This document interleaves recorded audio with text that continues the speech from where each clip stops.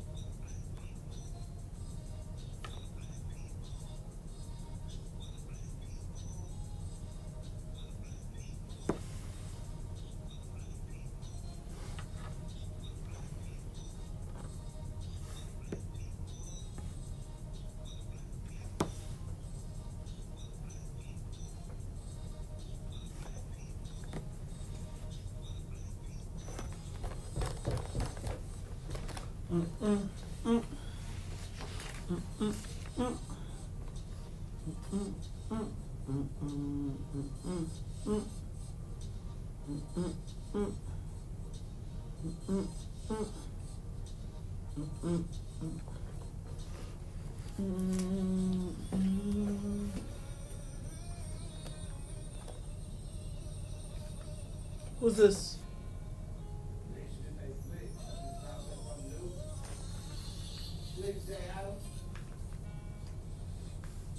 Come to you, lady.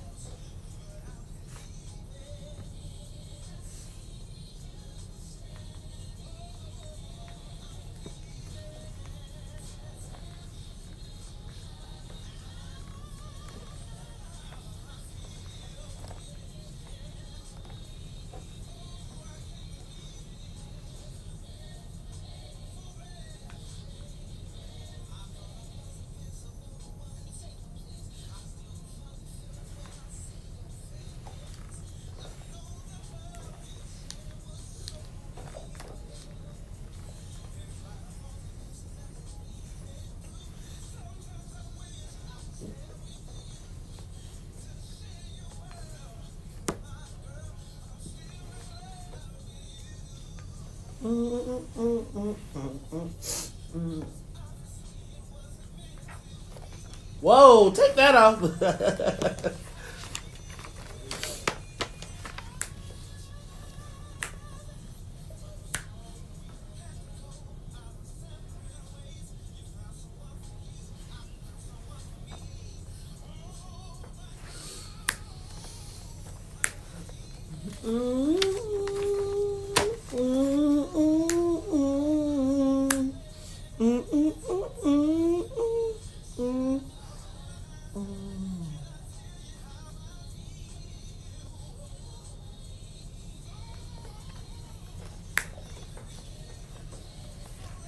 Go, Slick.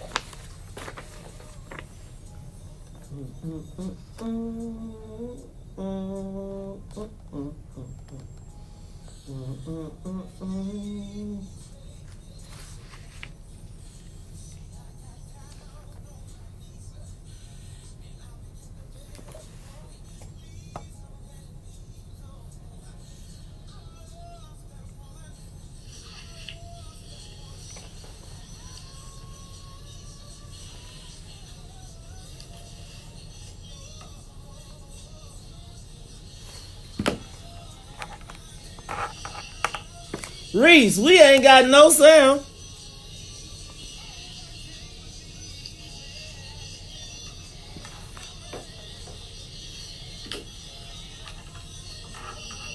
Oh, you gotta switch the. You gotta switch the. My bad, y'all.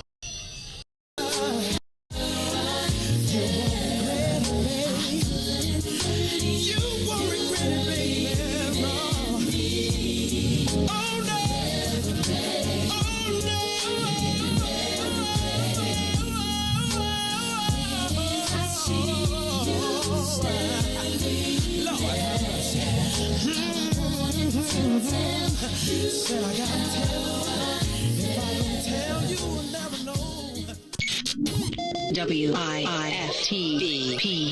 You are listening to the most dangerous show in the morning. This is What's in It for the Black People Radio. Maze Jackson. Maze Jackson, the most vociferous advocate for black people in the world. For Ruthie Moore, for Todd Stoger, I am the host of the Maze Jackson Show, asking every single day, what's in it for the black people? And if you don't like it, you can still tell them Maze said, Mayor Lightfoot, man, we ain't accepting that. We ain't accepting that. Let's go. Yeah.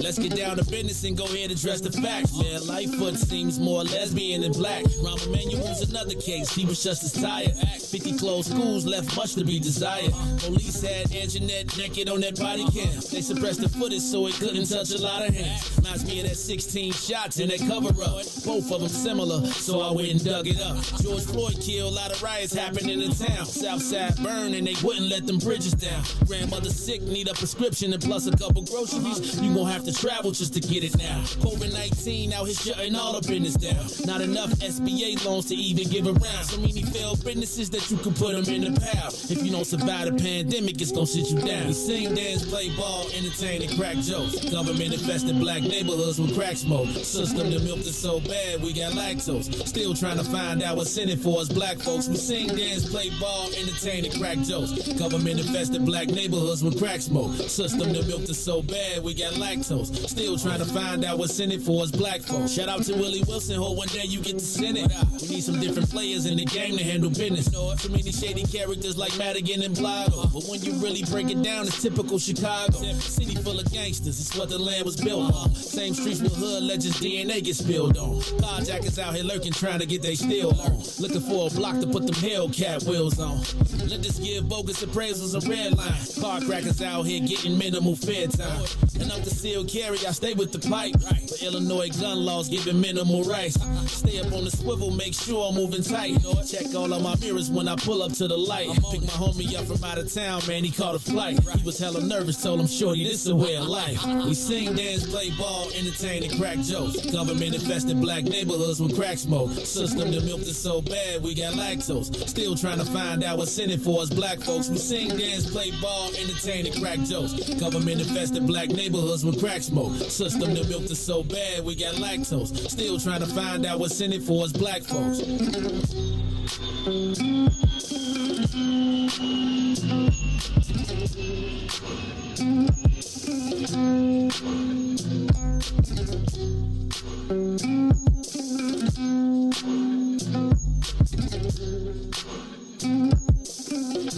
Wake up, Chicago!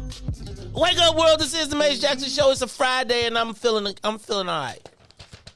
Y'all had me down yesterday, and I don't want to say down. It's just, you ever just be like, like for real, like You know how you be like, it's some things you be like, I'm ready for the white man. I'm ready. Hey, you know, I be in the morning, I be, whoo, hot karate. But then Riis, it be them times, like, you know I got John Blaze. You know I got John Blaze. So I wake up expecting John Blaze. I'll wake it up. I'll wake up, man. But then Riis, and so you expected, I'm used to that. It's just, and white supremacy, it be, good morning. You get out of your way to the store. They be waiting for you outside. It just be when it be your people, Riis. It just be when it be your people. And like, you don't, how you expect, it could happen, but you be like, nah. And then it happen, you be like, and who did? And then you be like, you know what? So yesterday, I'm just gonna tell y'all, I was a little down. I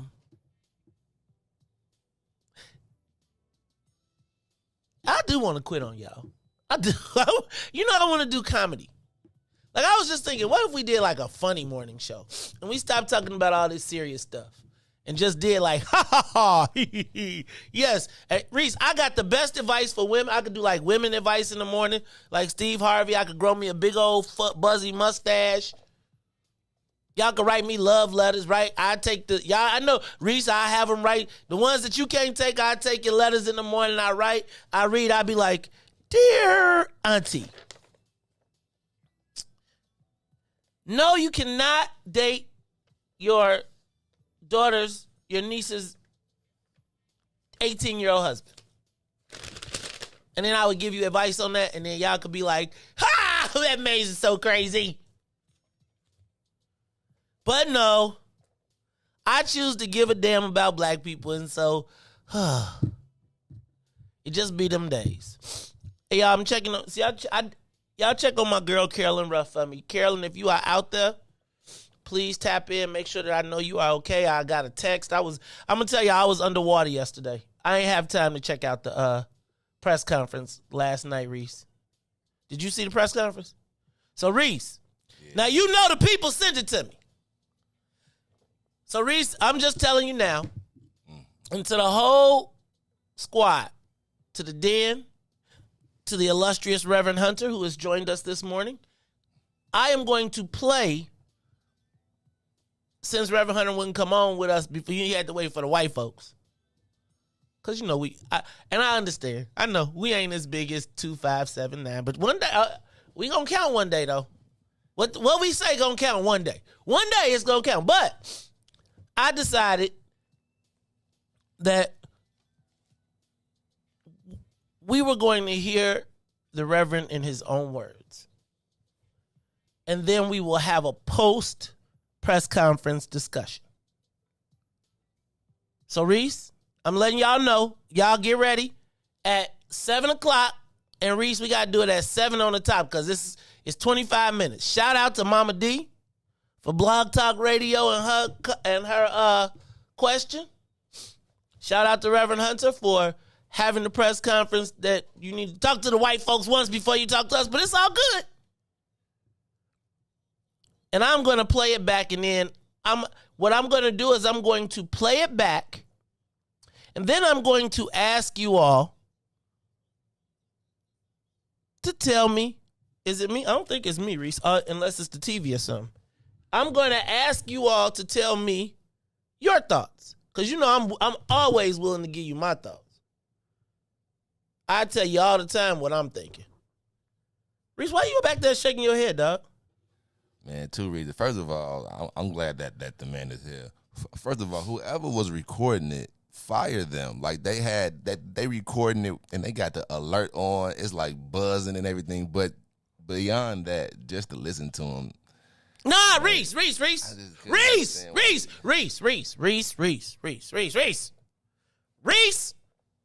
the ruler. You cannot influence. We're going to let the people hear it directly. Right? Now, I'm going to encourage you all as you are, hey, where my girl Tiger at? Because me and Tiger, I wasn't watching the press conference, but like y'all know how we do when the mayor be doing the press conference and she be talking and we be commenting. I'm going to play the press conference and I'm going to ask you first to say how you feel in the comments. Then I'm going to ask you to give us a call so we can have it on air too. Reverend Hunter, if you feel like you want to call in, you're more than welcome to call in after we play the press conference. And at 7 o'clock, Riis, we playing it from the rooter to the tutor.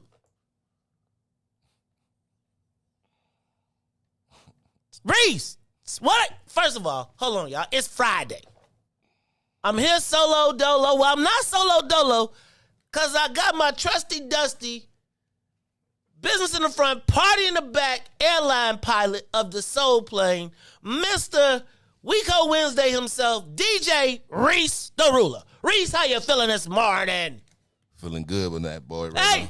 I'm feeling good, but he looking Riis, mighty. Riis, You know how I got my Riis, week- you I'm get... not saying nothing about the thing, Okay. but you know how every Wednesday like people that make you mad and upset and you make them your weak hoes. He's definitely one of my weak hoes for Wednesday. I'm just how it is. But, I'm feeling good. I'm blessed by the best, the right one. I'm blessed by the best. You already know the rest. DJ Can't Riis. be bought. You know what I'm saying? Riis. Can't be bought. Ain't enough money in there for me. But good morning though, Dan. Goodness. 7 o'clock. 7 o'clock, we are what's that? Didn't it be a show like You Be the Judge? Like, and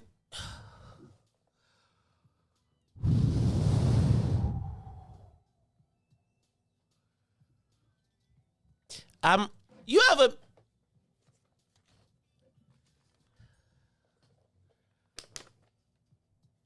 the phrase "you cannot outslick a can of oil" comes to mind.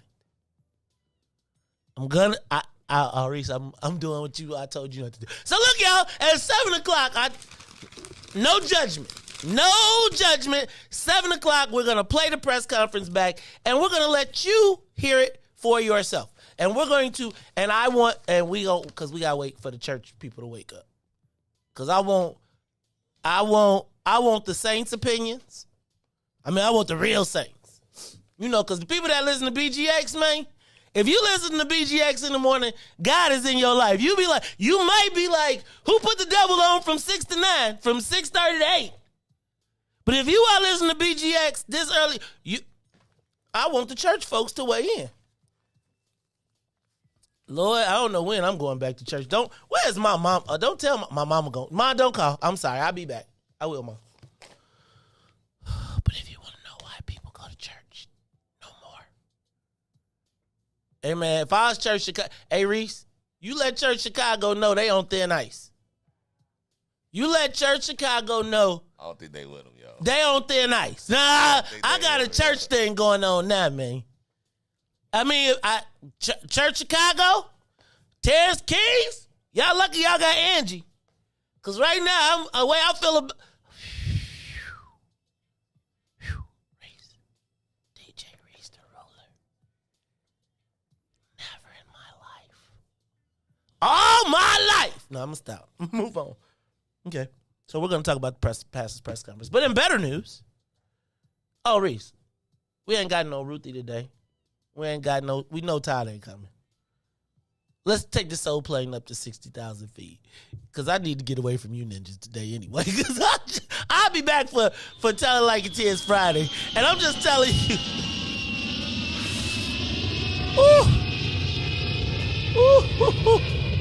Ooh.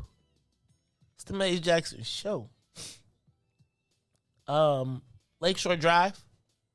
Dun, dun, dun, dun, dun, dun, dun, dun, dun, is now DuSable Lakeshore Drive. And I was thinking when the mayor was holding the sign up above her head, the sign is probably longer.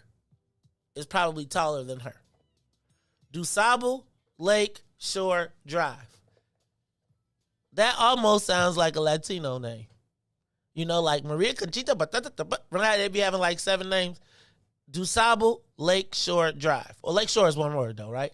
So that happened yesterday. Shout out to Alderman David Moore for winning the compromise. 18 miles, 12 signs. Can I tell y'all what's crazy to me, though, is they were willing to spend $80 million of your dollars to stop you from putting them signs up. 12 signs, Riis.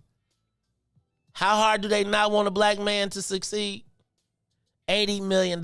They was willing to. And can I just point out that they do not, now they don't call DuSable black.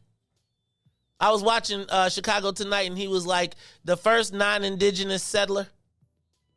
I was like, are y'all really working that hard to call this, not call to use the word black? Because y'all just, like, now it's the non-indigenous settler, because white people don't know who DuSable is. So now when they hear it, and you know they gonna only hear it on Channel 11, because they ain't going to look up no DuSable. He is the first, Riis, when I heard, I mean, how much linguistic twister will white people go to not say black? They called him the first non-indigenous settler. So they won't give him American because he wasn't. He was French. From Haitian. Not Haitian, Haiti. I'm playing. Don't. Hey, Patrick Brutus, don't trip on me, man. I know it's early. But just think about the verbal linguistics. Like, they probably had to call somebody like Salim to come up with that. The first Salim, how could you name a black person without saying black? And we can't call him an Indian. Excuse me, Native American. I mean, indigenous people. And Salim was probably like, aha. But you know Salim ain't going, so I take that back. Because you know Salim ain't going to let you be like non-indigenous. Salim, you know, for all the words Salim got, you notice that black, he ain't got no fancy word for black. Like, he don't be like, the indigo grid. You know what I mean? Salim, when it's black, it's black. So, Riis, DuSable Drive is official now. Did you see the judge banned John Catanzara from social media for 10 more days? Riis, I think that should be of concern to you. Right? Like, the fact that... So a lot of times, I guess we do realize that social media is viable, but the fact that they are now, like, you can legally be banned from using your platform, Riis, you and Toy better watch out. Like, you know, y'all call out the pastor, and then the next thing you know, he gonna take y'all to court, and then y'all gonna really be calling him in. I'll just tell him I'm sorry. You know, he'll just forgive me.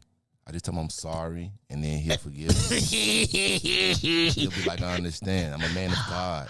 I have to forgive. Okay, I'm sorry, Riis, did you see the pivot? Did you hear the pivot? Okay, wait. We ain't gonna talk about it. We're gonna talk about it. But I am gonna point out the key pivots, because can I tell you what bothers me? What bothers me is when people try to take the things that we have discussed here and contort them to try and justify BS. And it's a whole bunch of, if you listen to this, a whole bunch of our conversations twisted up in that. But you know how they say what God meant for good, what the devil meant for bad, the God meant for good. I feel like it was in reverse yesterday. You know that statement? What's it say? What the devil meant for harm, the God turned into good? What we meant for good was turned into harm yesterday and being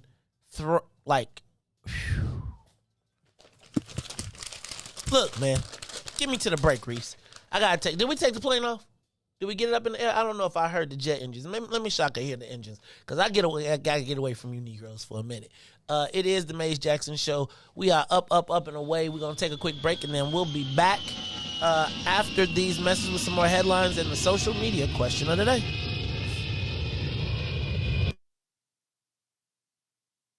The Maze Jackson Show will be back after this break. What's up, everybody? It's the green side of things. It's your man, Sadiq. And Cassiopeia. And we need you to like, comment, and share. We need you to do it right now and join us at our new day and time, Wednesdays, from 1 to 3 p.m. on What's in It for the Black People Media.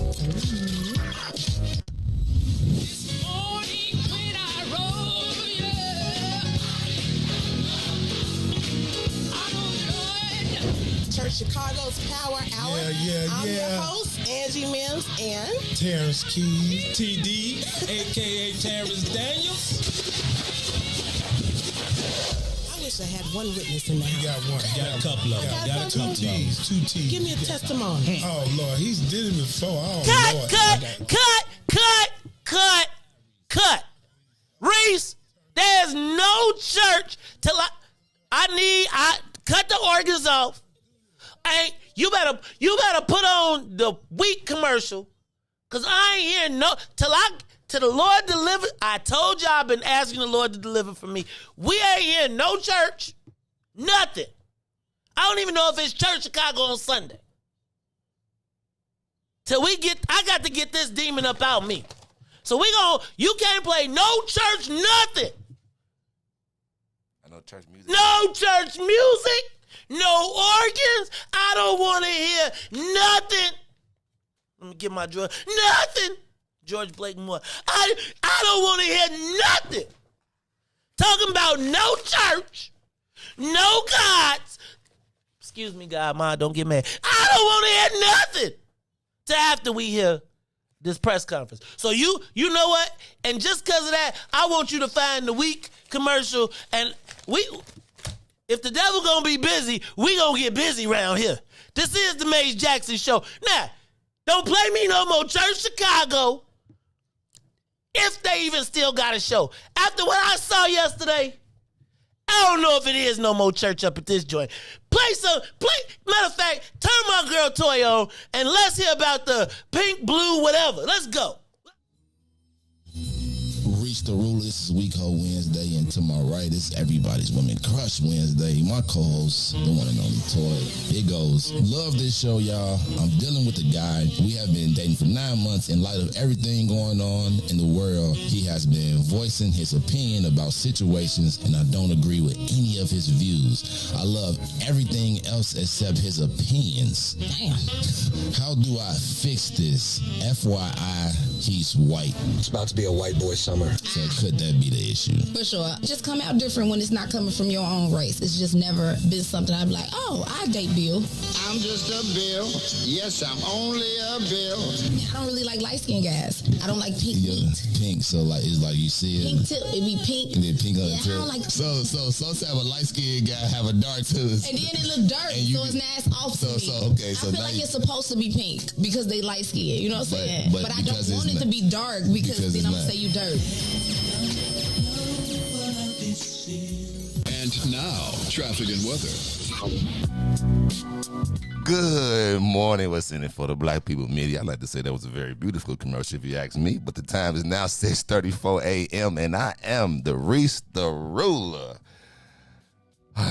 This is the Maze Jackson Show. I'm here with your traffic and weather update. In traffic on the Kennedy O'Hare to the Loop is 39 minutes. Outbound to O'Hare is 18. On the Edens, Deerfield till Exchange is 43. Exchange out to Deerfield will be 25. On the Eisenhower, Thorndale to the Loop, 37 back out to Thorndale, 33 to Stevenson. From I-355 to the Dan Ryan is 42 minutes. Outbound will be 33. The Bishop Ford, I-80 to the Dan Ryan, 36 minutes. 32 minutes back out to I-80. The Dan Ryan is 15 minutes in both directions to the Loop and back to 95th. It's official. Do Sabo Lakeshore Drive south, 7 minutes. 55th to Jackson, and Jackson back to 55th in 8 minutes north. Randolph to Bryn Mawr, and Bryn Mawr back to Randolph. Today's weather, it is currently 46 and mostly cloudy. Today will be a high of 55 with a low of 42. I'm Reach the Ruler, and here's Valerie here on the Maze Jackson Show.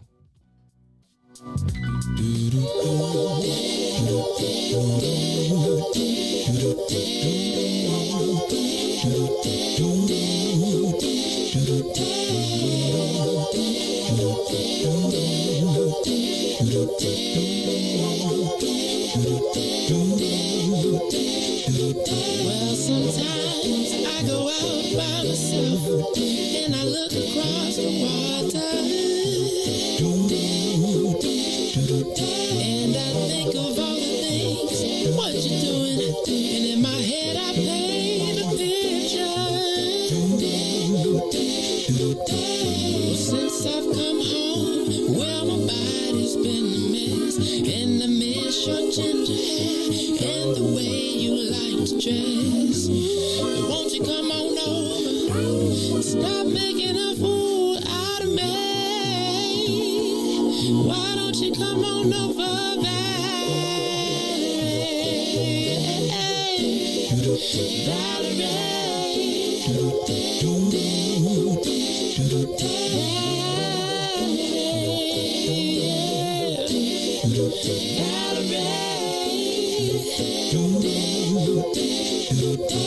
Did you have to go to jail?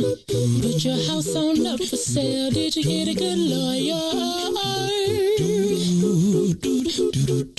I hope you didn't catch a tan. I hope you find the right man who'll fix it for you. And while you're shopping anywhere, change the color of your hair. Are you busy? And did you have to pay that fine that you've been dodging all the time? Are you still dizzy? Since I've come home, well, my body's been a mess. And I miss your ginger hair and the way you like to dress. Won't you come on over? Oh, stop making a fool out of me. Why don't you come on over there?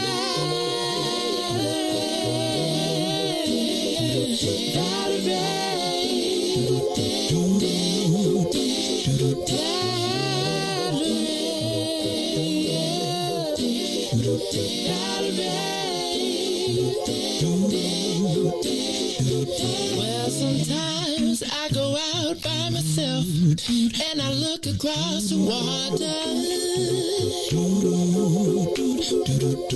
and I think of all the things, what you're doing. In my head I paint a picture. Since I've come home, well, my body's been a mess and I miss your ginger hair and the way you like to dress. Won't you come on over? Stop making a fool out of me. Why don't you come on over there?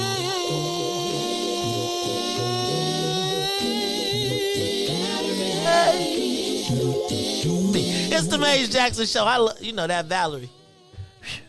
That part when we I love that part.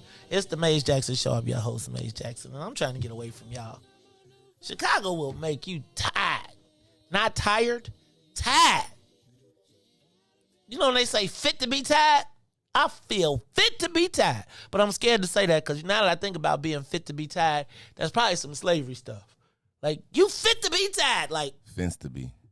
Not, you saying like fence to be. It's fist to be? Like, it's kind of like a slang with it saying like, yeah, man. Yeah, finna be. Like, fixing to be. Yeah, there you go.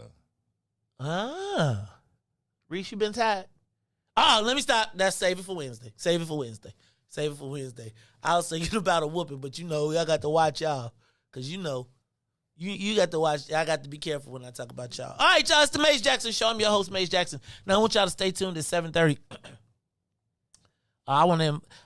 I told y'all yesterday I wasn't going to have him on the show, but I want to invite Reverend Marvin Hunter after 7:30 to maybe I'm going to play the press conference because I want everybody to hear it.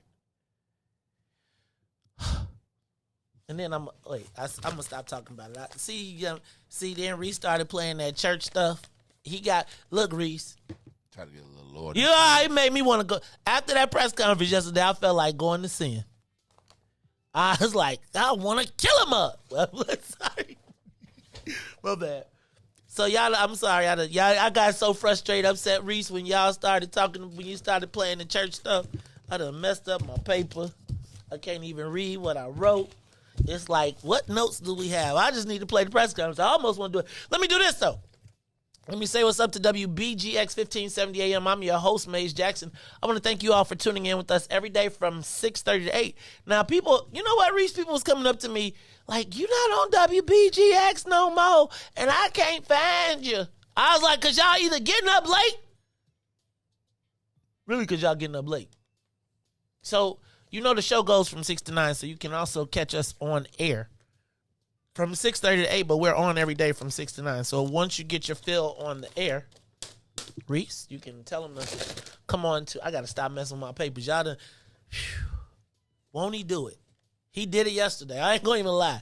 And I don't know who he is, but somebody was talking yesterday. Did you see 2 police officers were shot yesterday by another police officer in a gunfight? They were chasing a criminal, and they shot 2 cops. Got shot by one guy. Kind of crazy. Did you see? Speaking of shootings, do you know who Alec Baldwin is? Do you watch not The Office? Did you ever watch 30 Rock? You know Alec Baldwin. He's the guy who played Trump all the time on Saturday Night Live and stuff. Oh yeah, okay. Okay, well, he yesterday was shooting a movie.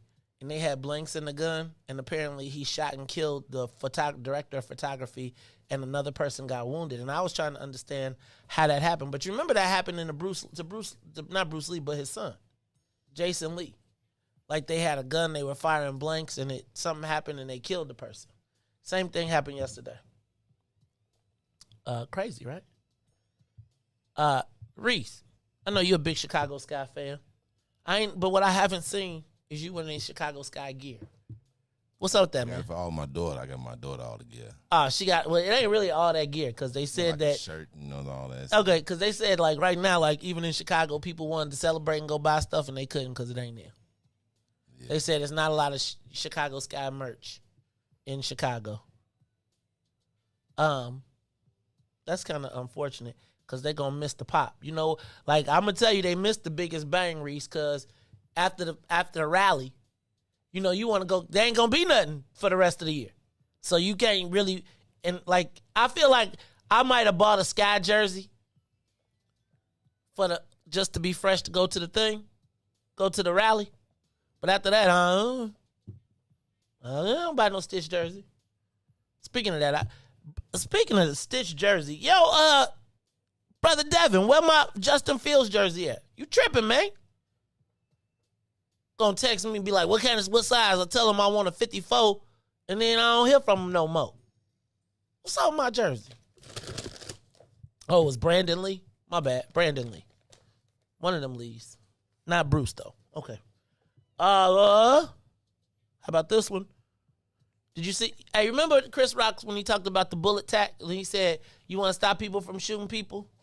Charge $1,000 for a bullet? Well, guess what? Cook County tried to do it. They tried to put a tax on ammunition, but it failed at the Supreme Court because they said that it would prohibit people's rights to bear arms. I thought that was the point, right? Like, I thought that was the point, was to prohibit or to stop the shootings. Riis, so if we can't stop the bullets and we can't stop the guns, I just got to get a bigger gun, I think, that shoots faster. I need a clip or something. Like, not a clip, a switch. Wow, but that's illegal, so I can't say that. But, man, it's like, that's kind of not cool when they got a pistol that they done turned into a machine gun. Like these machine gun pistols, you seen them? Have you seen a gun with a drum on it?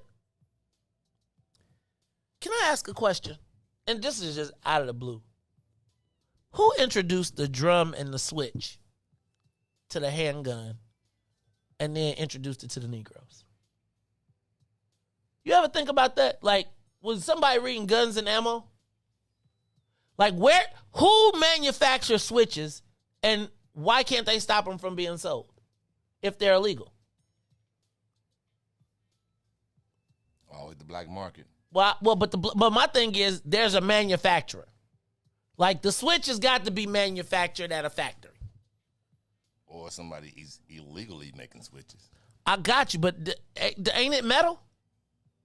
Yeah, but I mean, like, are you trying to like track it or something like that? Well, I'm saying like if I'm thinking like just like they know when they cooking up a batch or something, somebody to manufacture switches, manufacture them. Somewhere there has to be a factory. Could be disguised of abandoned building. Like you never really know. You know what I'm saying? No, they know. They know. Just like when they go to Wisconsin and somebody be like, give me 12 AR-15s. Black ain't never been in Kenosha. And they be like, hey, they gonna kill each other. Take 100. It's just crazy, man. But they're not charging. The Supreme Court blocked it, even in Illinois. Man, did y'all know Portillo's went public? Well, man, Charlie, they opened up at $20 a share. They're already at $29. And they got a black chief operating officer. I loved, put a D on Portillo's when it was only 7 of them. Because you knew you was always getting the bomb food. Now I feel like they done took a Chicago secret. They gonna spread it around the country, and the next thing you know, it's gonna be like, oh, it ain't no big deal to get Portillo's no more. Well, actually, it's kind of falling off now because it's more frequent. Riis, are you a Portillo's dude? Yeah, but I don't go because I stay like 5 minutes from one. So, you know, I kind of been there a few times. So I grew up with it. I don't go as much. It used to be when they were rare, you would always stop. Now it's like, oh, it's just Portillo's. I don't know, man. But I just know that I wish I would have got me some shares when they opened up. Because $20 to $29, they done already increased damn near 50% in a week. You put in, you know what I'm saying? You would have put in 100,000. You would have 150 right now. And it's still climbing. That's kind of crazy, man. I'm a little. We need us an investment club. Like, we need us somewhere. We need a financial advice segment, too. We got to get my man Rendell Solomon on here. Because Rendell. Dope right there. No, but I feel like we could do a WIIFTBP investment club. And, like, we could all just, like, have a meeting up at our joint, sit down, everybody pick some stocks and start to grow the money. Because I was at a meeting yesterday, Riis. And I was talking about, like, who taught black people how to deal with their money? Like, and I'm not talking about opening a bank account. I'm talking about smart money moves. Because can I tell you, Riis, I remember I used to get like 10 stacks and I'd be like, how can I flip this? And you know how I always thought to flip it? Was to go to the illicit market. As compared to saying, having someone who I knew and trusted, or I would invest in a party, which could sometimes be good, sometimes could be bad. So I do think we got to figure out that whole where do we do with our money, because I was just thinking about that Portillo's thing. Like, how many black people eat at Portillo's? And I could have told you, and once the rest of the country finds out, it's got to keep climbing. Right? Like, it just started. And who teaches black people? Like, I thought about, like, I learned to balance a checkbook. My dad would make sure, we knew bills and how to deal with that. But I don't think anybody ever talked to me about investment strategy. I think you got a 401k and they said you want small, medium, or large. And you be small, medium, or large. You don't say, okay, right? And I do think that there's something that can happen with our collective wealth. By the way, did y'all see that in New Jersey, Riis? This is the first time that they had $1 billion in sports betting in 1 month. Think about that. That's one state. And if New Jersey doing it, Illinois is right along the way. So think about Illinois, weed, $100 million a month. Sports betting as we open up, $1 billion a month. Still no black owners. You dig? And the black owners that do have an opportunity, white folks want to act like people want to act like they don't see us out here. I just got to tell y'all, man, this gaming, do y'all realize that sports betting is going to be bigger than Riis? Do you know sports betting is bigger than TV right now for the NFL? Like, that's why the Bears like 84 million. And we can have a casino? Puh, see you. Y'all, we got to get our piece. Like this gambling. And again, we going to be sitting around and somebody going to tell us it ain't no qualified black people. And I got to ask y'all something. So this is Riis, I'm done with my headlines. Give me the big voice real quick. I'm ready. Y'all, this is the Mace Jackson Show, and it's time. It's time for the social media question of the day. Where does money in black business go? Let me say it again for you. Where does money in black business go? I was reading the Sun-Times today, and they were talking about the mayor and her budget, right? And they were talking about the Capitol bill and that the mayor had floated a $1.2 billion bond. Now, y'all understand what a bond is, right? You know, that's when the city wants to pay for something. They issue bonds, right? They create these municipal bonds that they go to the marketplace and sell, and they promise that in 20 years or 15 years, these bonds that you bought at $50 will be worth $75. And I'm just throwing out numbers there, right? And so people in high finance then want to sell, because municipal bonds are usually stable because they can always raise your taxes to pay it back, right? So the people know that they're going to get their investments. Riis, at the city council meeting yesterday, when the budget director was presenting, the Sun-Times said before the Black Caucus could even ask, Jenny, or whatever her name is, the budget director said that we've had 52% of the bond work is going to minority companies. Now, you know, so the inference in the article was that the Black Caucus was going to say, who are the black people that got the bond work? Because we're about to spend this $1.2 billion in capital. And the answer, beyond the minority piece, the answer for the Black Caucus was 52% of it went to minority businesses. And I was just thinking about this. Where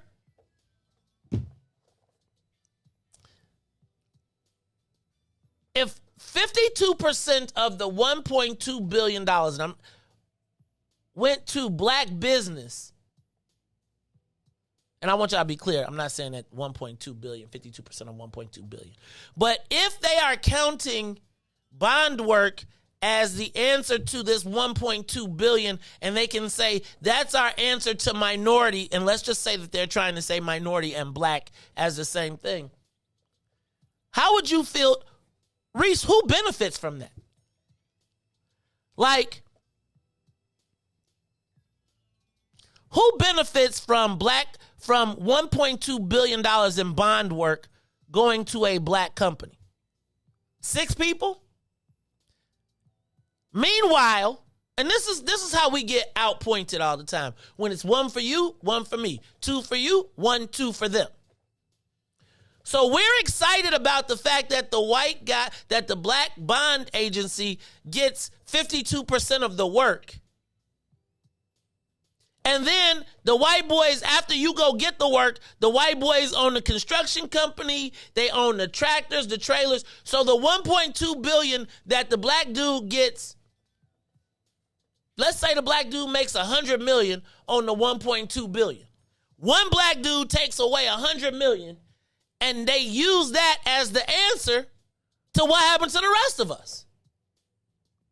So I want to ask you, because realistically, even when you think about this, all of our fights for black business usually revolve around construction. How many real black construction companies are there? As compared to how many black accounting firms? Compared to how many black attorneys? Compared to how many black marketing companies? And I asked myself, if the city of Chicago does business, who are the black people that get the city business?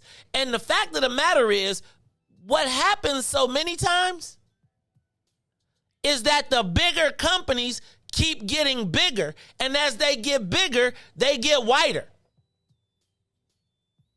And so essentially, our money leaves out the top because we've given it to a large black company that has no black suppliers.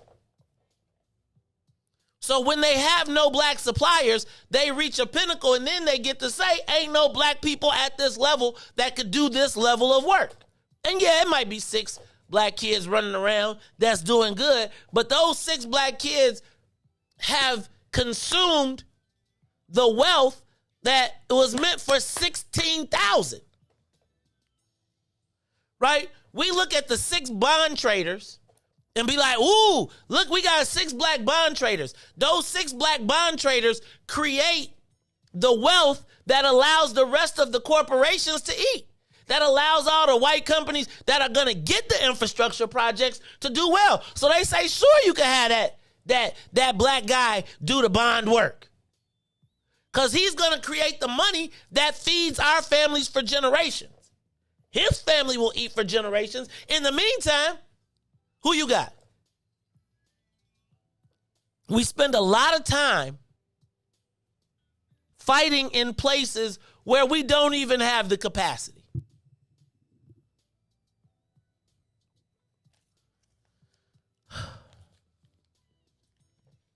I feel like we're on a hamster wheel. I feel like we're on a hamster wheel in which every single time we try to figure out a way, somebody takes what we know needs to happen and manipulates it and jump. It's like, so think about all the what's in it for the black people fight we have. And now these people are volunteering answers, and the people who we'll never see ever in our community, besides at Christmas, reap the benefits of all of the labor. So then they get up and say, oh, well, we got black bond traders don't do nothing for the black community. And can I just be honest with you? As black legislators, the black bond traders can't do nothing for you either. Because they can't contribute to your campaigns because they passed a law that says, I'll get rich, but I can't donate to you. So as we make black bond traders and all these people in the financial services wealthy, that money does not reach the people. And then it be the same people like, man, what's wrong with y'all? Well, fool, you got $100 out the bond city's bond market. Of course you're straight. It's the Maze Jackson Show, man. All right, y'all, when we come back.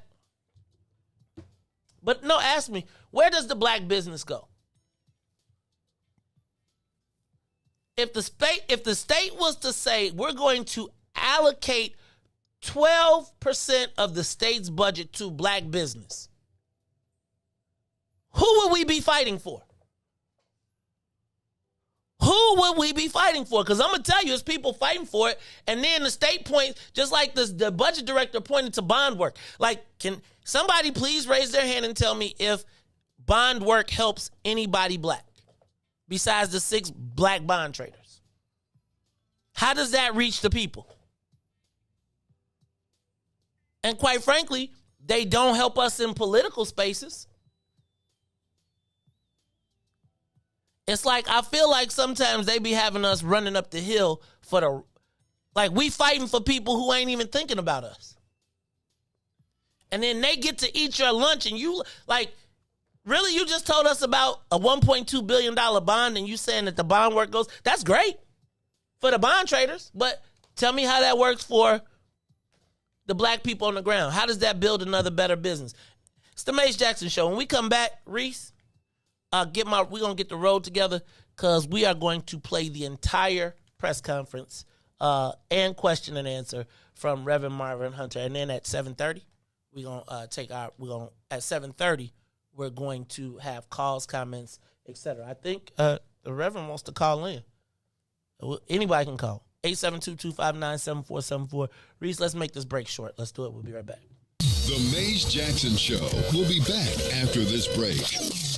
Introducing your trusted source for high-quality Black emojis, better known as Blackmoji. We believe Black is beautiful, and that beauty should be reflected in the digital market. Now there is an app that does just that, starting with Black Greek letter organizations. Blackmoji D9 offers more than an emoji app. It is a cultural experience of Black excellence. Download the app in the Apple or Google Play Store to access a specially curated catalog of emojis representing the Divine Nine. Use the emojis to celebrate Black Greek events, acknowledge current events, support social causes, and learn about esteemed Black Greek members who blaze the trail of Black history. A portion of every subscription goes toward a scholarship fund specifically for members of Black Greek letter organizations to help keep the legacy alive. Download the Blackmoji app today. And now, traffic and weather. Good morning. What's in it for the Black People Media family? The time is now 7:02 a.m. and I'm Riis the Ruler with your Chicagoland area traffic and weather report. And traffic on the Kennedy O'Hare to the Loop is 39 minutes. Outbound to O'Hare will be 18. On the Edens, inbound from Deerfield to Exchange, 40 minutes. Exchange out to Deerfield will be 28. The Eisenhower, Thorndale to the Loop, 48 minutes. Back out to Thorndale, 37. Stevenson from I-355 to the Dan Ryan is 45 minutes. Outbound, 38. The Bishop Ford, I-80 to the Dan Ryan is 33 minutes. 28 minutes back out to I-80. The Dan Ryan is 17 minutes to the Loop, 15 minutes back out to 95th. DuSable Lakeshore Drive South is still 7 minutes, 55th to Jacksonville to Jackson back to 55th, and 8 minutes north Randolph to Bryn Mawr, and Bryn Mawr back out to Randolph. Today's weather is currently 46 and cloudy. Today will be a high of 55 with a low of 43. I'm Riis the Ruler. Now back to the Mace Jackson Show.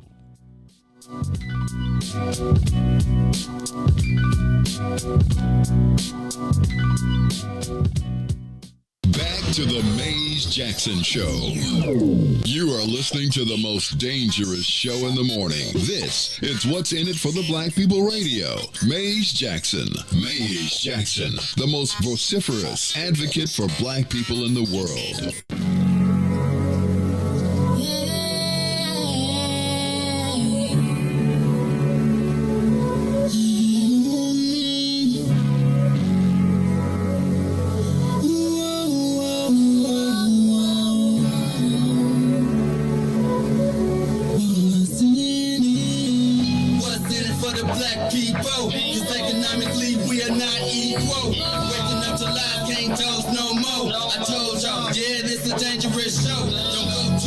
If you ain't trying to help us, don't even try to be around and can't protect us.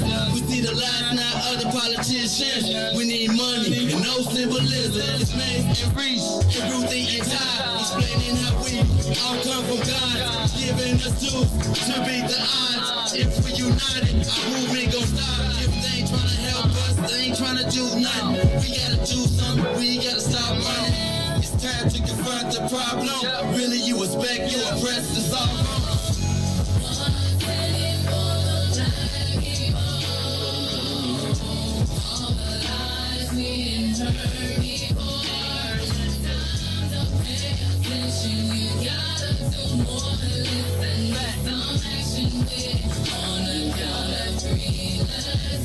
Wake up, Chicago! Wake up, world. This is the Mace Jackson Show. I'm your host, Mace Jackson. Got my man, DJ Riis the Ruler. And Riis, I'm going to just jump straight into it.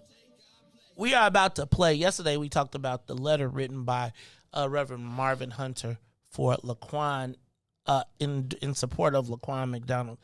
We asked him to come on yesterday. He said he wanted to have one press conference so he could explain it one time. I'm going to, before we even get into that, because I did not go to the press conference yesterday, I thought it was important that we play the press conference so that you could hear it, you could understand it, and then we will take calls, comments, and I would encourage you, as this is playing, feel free to comment and leave your thoughts in the comments. Riis, you might need to keep your eye on me during this because there are certain things that I want to point out during it, if you don't mind. All right, y'all. This is Reverend Marvin Hunter in his own words at his press conference yesterday as to why he felt the need to write a letter for Rahm Emanuel that apparently Rahm didn't ask for. Okay, let's just let you hear it. Ready? I want to thank everybody felt the for need coming out to write a letter for Rahm Emanuel that apparently. See, that was you. I told you. No, that wasn't that. No, it wasn't me. I just took it out. I want to thank everybody for coming out. He felt the need to write a letter for Rahm Emanuel that. Yeah. Let me know when you close it. Alrighty, let's start again. Go. I want to thank everybody for coming out and sharing in this press conference today. I'm here today because there was a question as to whether or not I wrote a letter on behalf of former Mayor Rahm Emanuel. And I wanted to just answer that question. The reason why I wanted all of the media to come, because I wanted to answer the question once and not have to continue to go over and over again with different press outlets answering the same question. The question is, I wrote two letters. The first letter I wrote it trying to get the attention of the President of the United States about the senseless gun violence and the mass incarceration of our people. This is not us. Three presidents, I've tried to get my voice heard as it pertains to the death of our young black men in this country at the hands of police officers. I spoke with President Obama. I reached out to him and got no response. I thought you spoke to him. President Trump, at the end of the Laquan McDonald trial, got no response. Even the president that we have today, President Biden, a president of which I prayed for and asked God to heal his body and to give him a victory and to become president of the United States with the hope that he would hear me as I then continued to ask for systemic police reform in the United States of America. I sent a letter to Nancy Pelosi, and here's the letter. This same letter went out to Chuck Schumer. This same letter went to Tim Scott. This same letter went to Cory Booker, and to all of the leadership of the United States of America, the Senate, asking that they would come to Chicago and that they would do an investigation as to the riots that took place here in the city of Chicago, why it happened, who made it happen, and what can we do to make sure that it doesn't happen again. And I got no response, and I got no help. I talked about a thing here in Illinois that is known as the Uniform Disciplinary Peace Officers Act. That act exists in every state in the union, and it is the act that creates a fair and equitable contract between municipalities and the police unions. And so I asked that we would do a forensic audit of that act, because I believe that it is that act where we get the 4th and the 14th Amendment rights of black people violated. And so I was asking that we would change those things that are in that act so that we could live in a society here in America whereby black people would not be killed at a rate that is disproportionate to any other race of people in this country, and nothing happened. As you all clearly know, before the death of my great-nephew Laquan McDonald, there was nothing that happened to a black man in this town or in many other towns across this country by a police officer, a white police officer, and anything happened to him. We were one of the first, if not the first family, to ever get anything that looked like justice. which amounted to 6 years.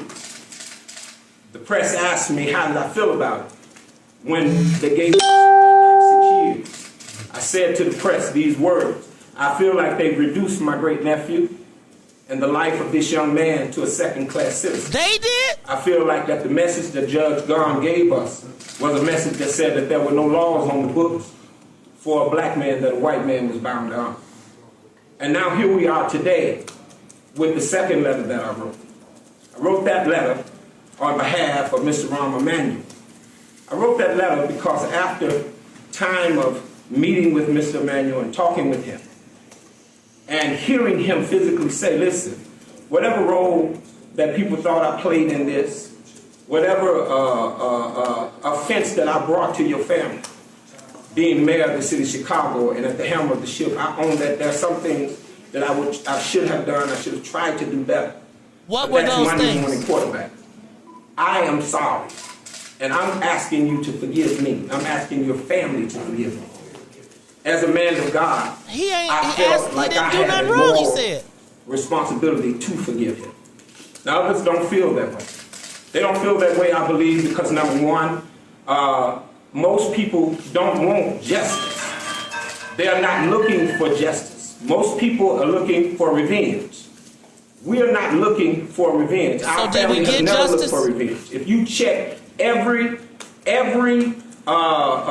newsreel, every interview, every paper that I've ever been asked that question, you will always hear me say that we don't want revenge. What we want is justice. And people, it does not serve justice. It does not serve justice for us to continue to bird dog a man who has asked for forgiveness. The President of the United States of America and whatever committees that they put together have examined Mr. Emanuel, and they feel like that he is the right person to represent this country. Wait, stop. That wasn't us either. That wasn't us. I need to go back. Let's play this again.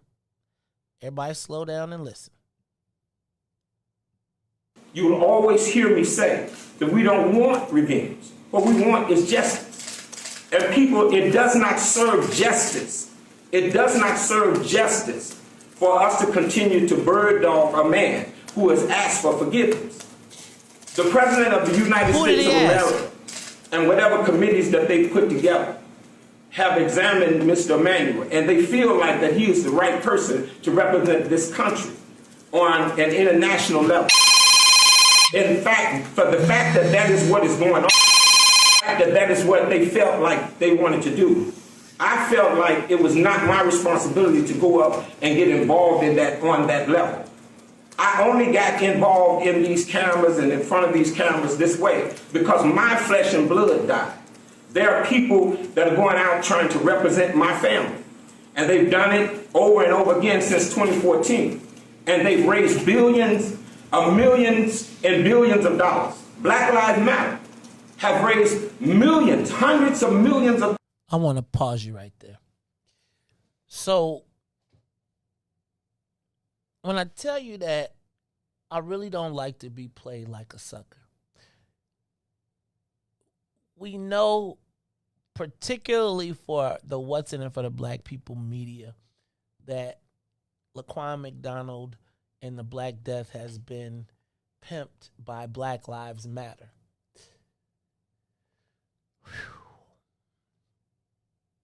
What I feel like is happening right now is an obvious attempt to reach an audience that is like their bullshit meters, their BS meters are going off.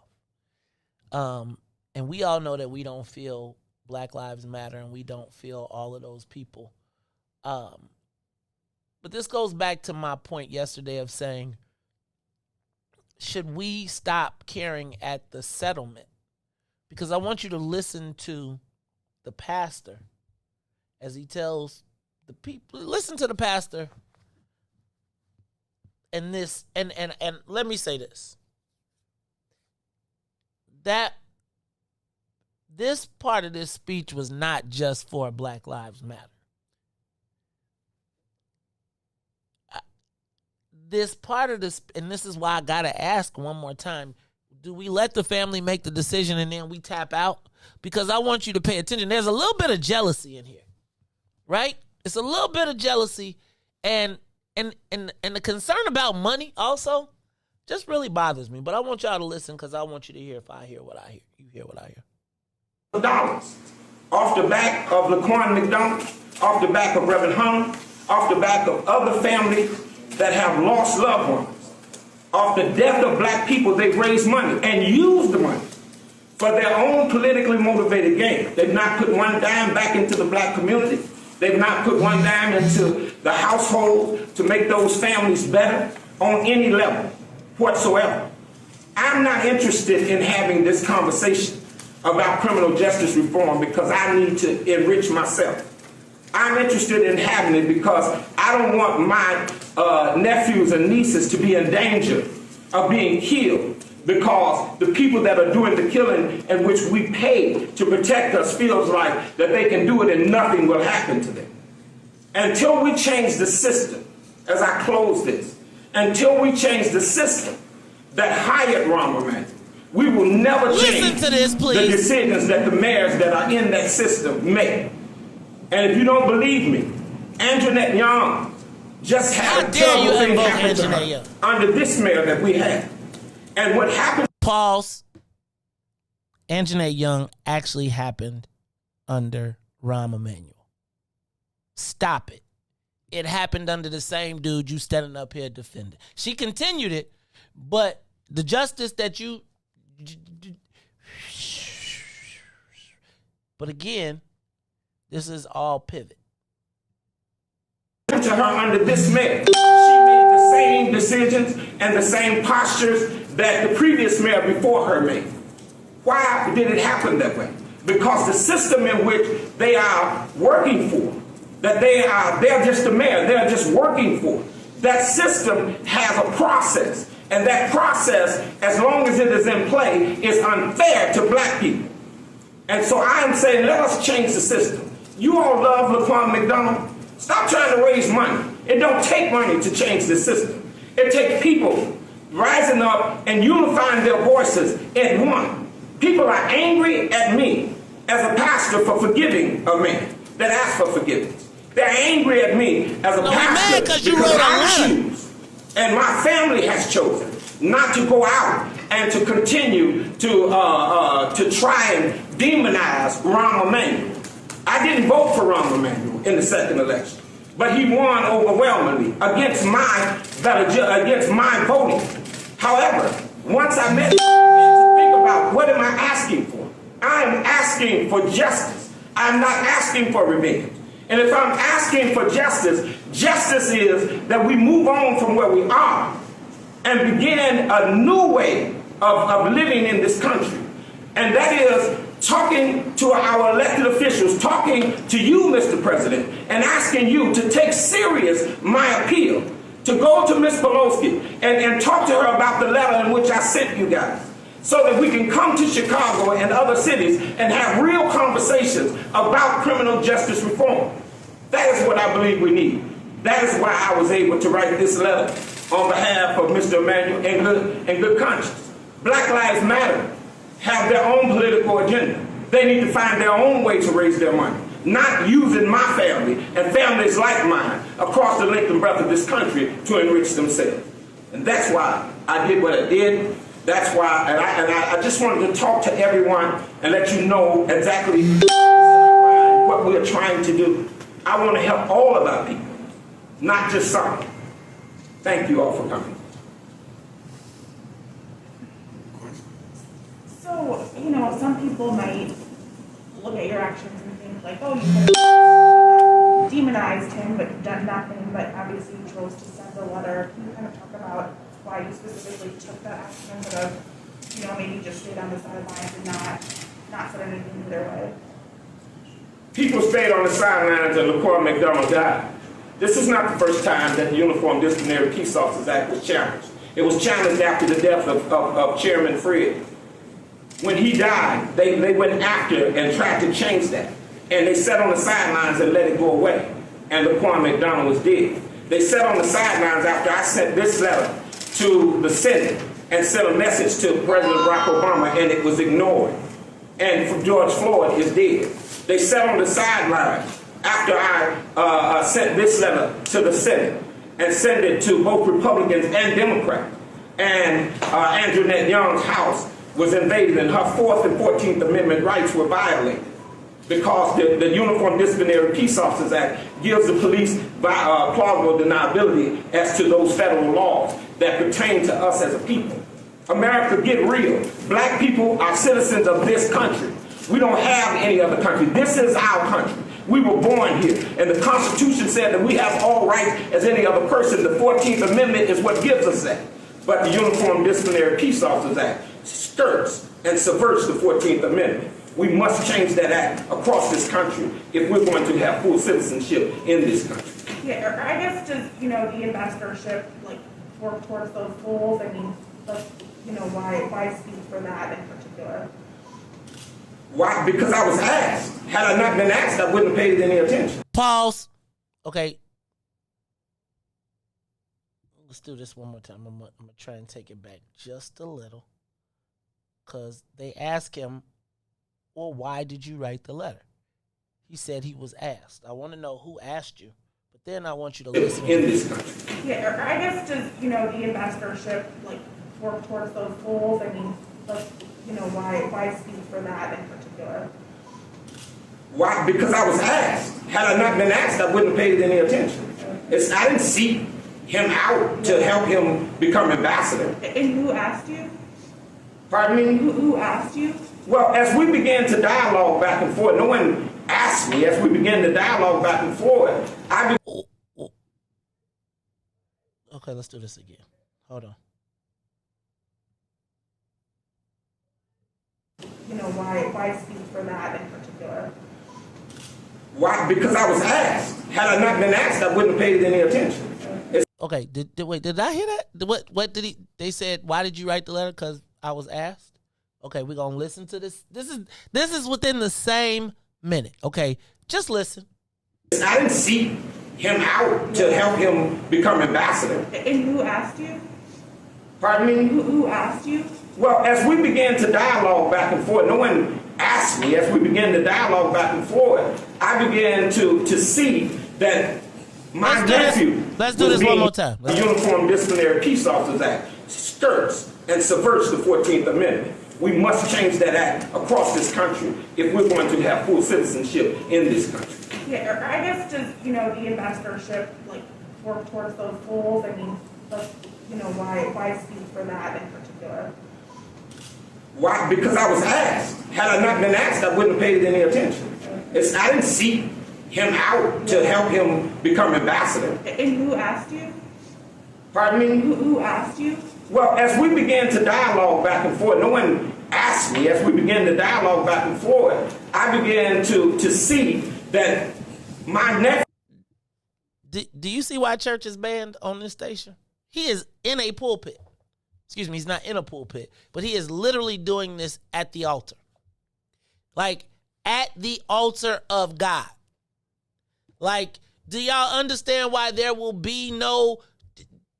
Riis, the Reverend finna get Church Chicago banned.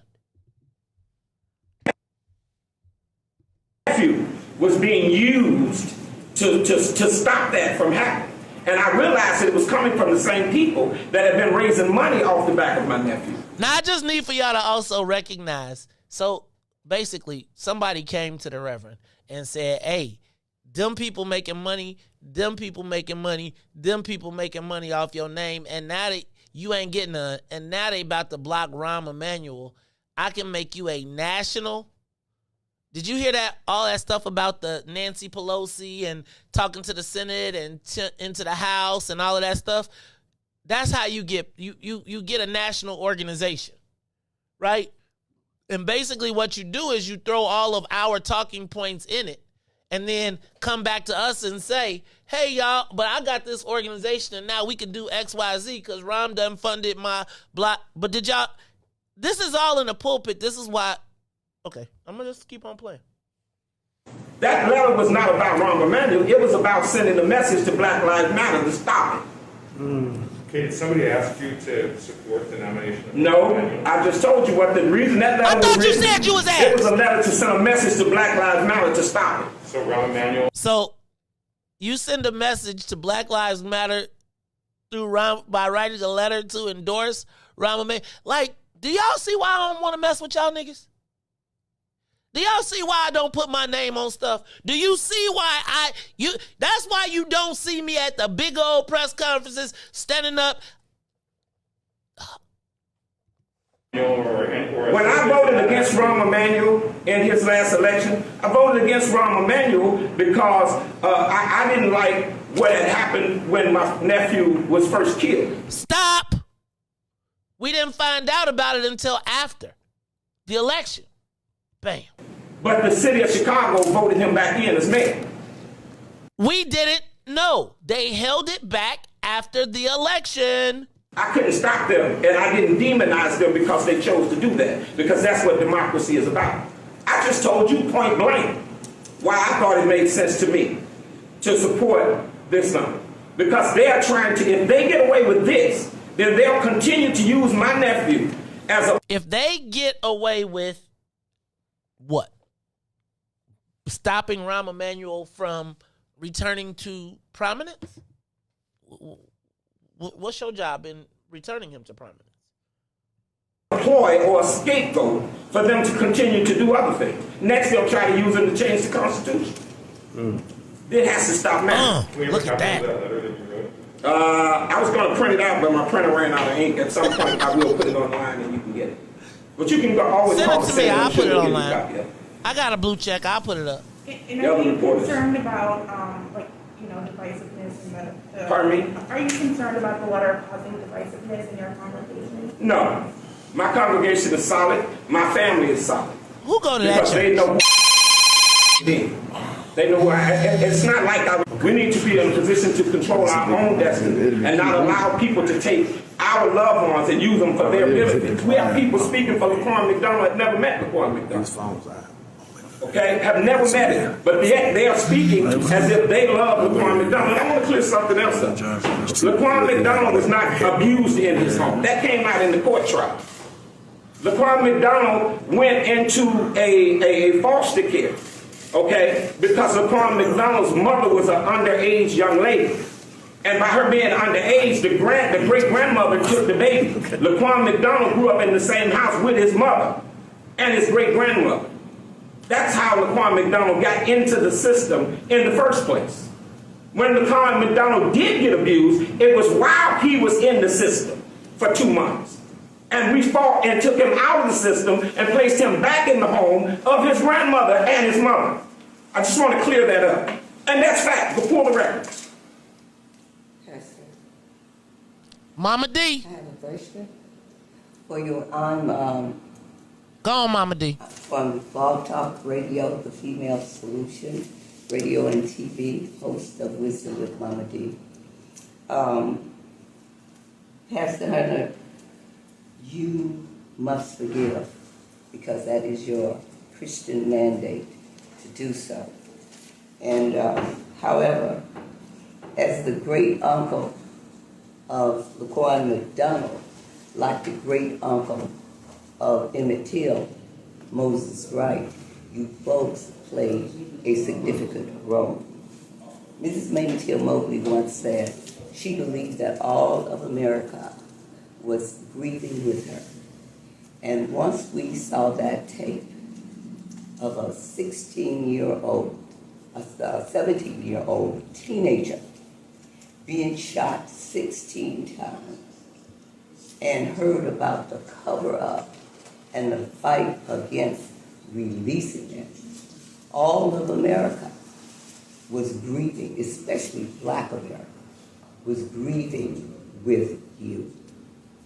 And if you could put yourself in our place, like if we heard Mrs. Mamie Till Mobley saying to Emmett's lynchers, oh, we had lots of prayer sessions and we joked about this and that and we became friends.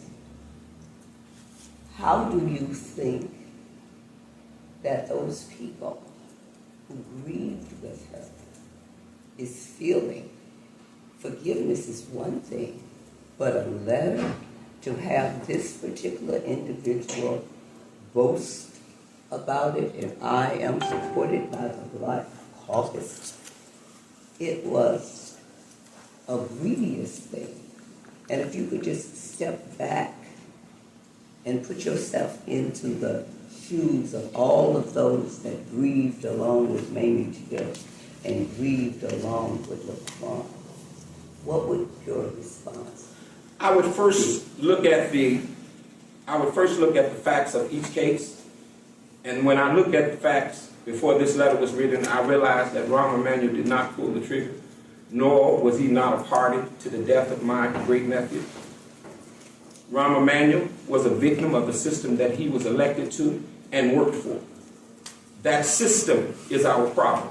And I will redirect my people and ask them to help me fight the system that is perpetuating the death of black young boys and girls across this country.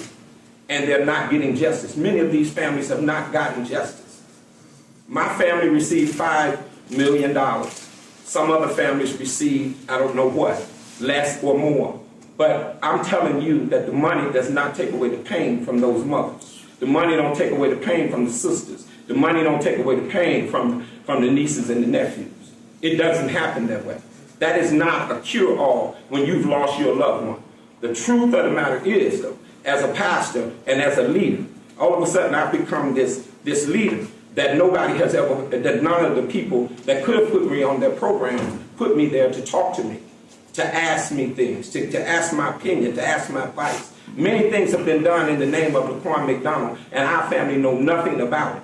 These people just go out gallivanting on their own, taking the photos of Laquan, making shirts off of them, selling them, writing movies, being a part of movies, and so on and so forth. In the name of Laquan McDonald, they have created a cottage industry off the death of our black people. White and black people have done this. I am saying to you, Mamie Mosley Till would not have said that to the people probably that hung her child. I am not saying that to Jason Van Dyke. However, had Jason Van Dyke asked our family for forgiveness, Mom and Hunter would have forgave him because I am under a divine mandate to do that. It is not mine to put him in heaven or to hell because one day I'm going to need to be forgiven.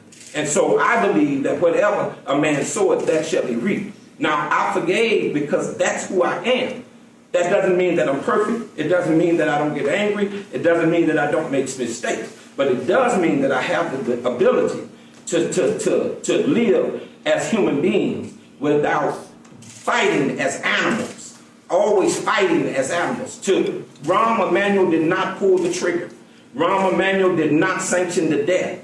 Rahm Emanuel had no knowledge that Jason Van Dyke was going to get out of that car and kill my great-grandnephew, shoot him 16 times before it happened. He was a victim of the system in which he worked for. A system that exists. Rahm was a victim of the system that he worked for. Rahm might as well be in black. Across the length and breadth of this country that is getting worse. It is getting worse by the day because now it has moved from just killing our people to killing them and then making other people rich. Black Lives Matter has made billions of dollars off the blacks of the black death, and nobody is outraged about it. Just and don't then say they're black making death political moves to change this country the way that they see fit. And they're not asking the family members. They're only using the names of the family members to push their agenda. I'm saying stop it. I asked the president to help me. Then I'm asking them to help me now. I asked the Senate to help me then. I'm asking to help now. One final follow-up question. If Ron Emanuel, who did just work for the system, who was the leader as the mayor of the city, of the system, in a position to make some significant rulings on this system, if he is the victim, then who is Laquan McDonald? Laquan, he's not the victim in the Laquan McDonald's murder. Okay. He's the victim in the system that he worked for. That he controlled. that Open he up your controlled phone and worked lines. for. Reverend Hunter's trying to call He you. doesn't control it. He worked for it. Remember, the mayor don't control the city. In fact, read the Constitution of the city of Chicago. Let me give y'all an education. The Constitution of the city of Chicago was designed to have a strong council and weak mayor. That's right. So that means, when read it, don't take my word for it. Google that, and you'll see that the mayor works for the city. Brother Frank, we as a people have relinquished our power and allowed the mayor to act as if they were judge, jury, and execution. But the truth of the matter is the law says that the mayor works for the city. We have a strong council and a weak mayor. We allowed the mayor to do what he did. And how can you be mad at a man for inheriting a system that was set in his favor? Pimps don't stop prostitution. Pimps don't stop prostitution. Pardon me? In the pulpit. System that was set in his. That was set in play to work in his favor. He didn't take the job to become oppressed. He took the job because he liked what the job offered.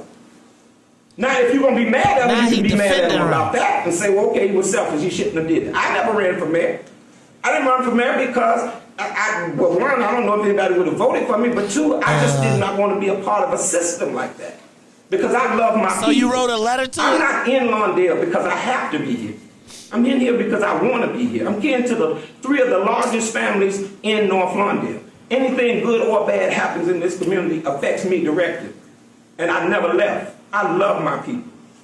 I love my people. And I'm not anti-anybody, but I am pro-black. And the real truth of the matter is we must change the system so we can help black people. That's where you're getting Because the truth of the matter is all of this time we're wasting talking about my personal decision to write a letter. We should be using this time trying to figure out how to get up from under the oppression that How much we have. time did it take you to write that letter? This illusion that we are free in this country. This illusion that we're equal in this country. Because we are 13 or 14% as a people of the population of the United States of America, but we are 98% of the prison industrial complex system, and ain't nobody saying nothing about it. Where's the outrage? The 13th Amendment, the B clause, has never been changed. We had a black president.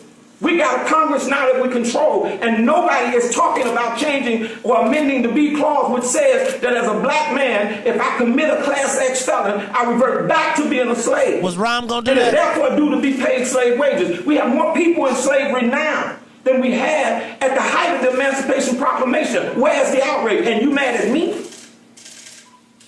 For doing what I ain't never told nobody I wasn't a preacher. I ain't never told nobody I didn't believe the stuff that I preached. And every interview that I've ever had, I've talked about justice. And that's all I'm on. I don't hate anybody.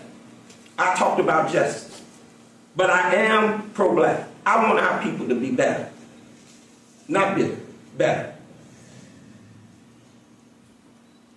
That's all I have.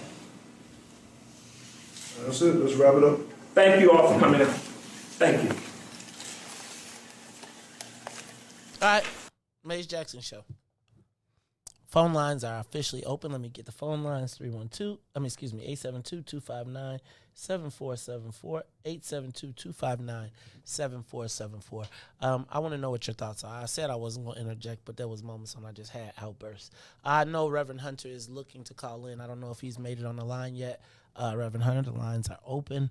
But I want to make sure everybody who heard, I want to, y'all always hear from me in my opinion.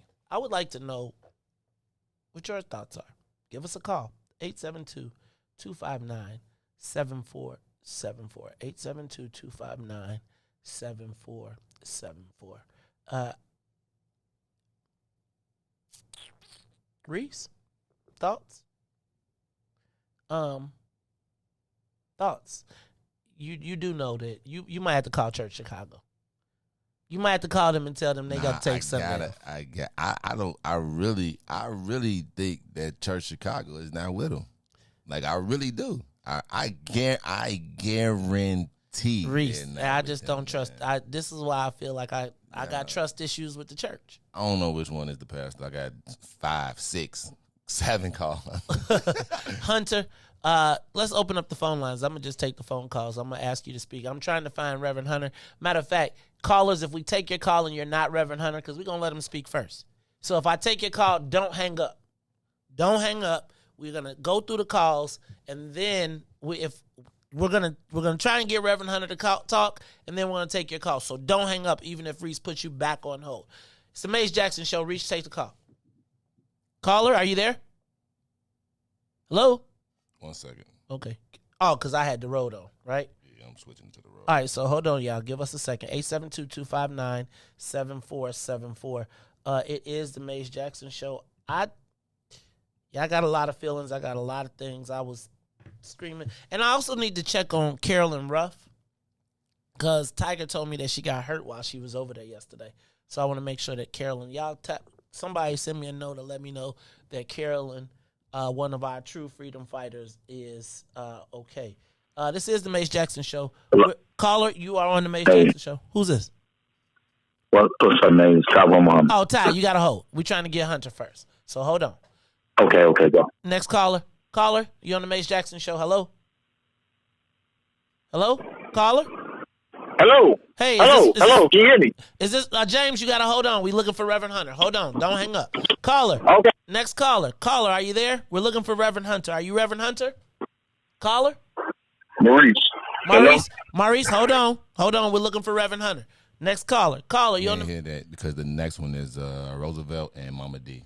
All right, so we're looking for Reverend Hunter. Give us a call, 872-259-7474.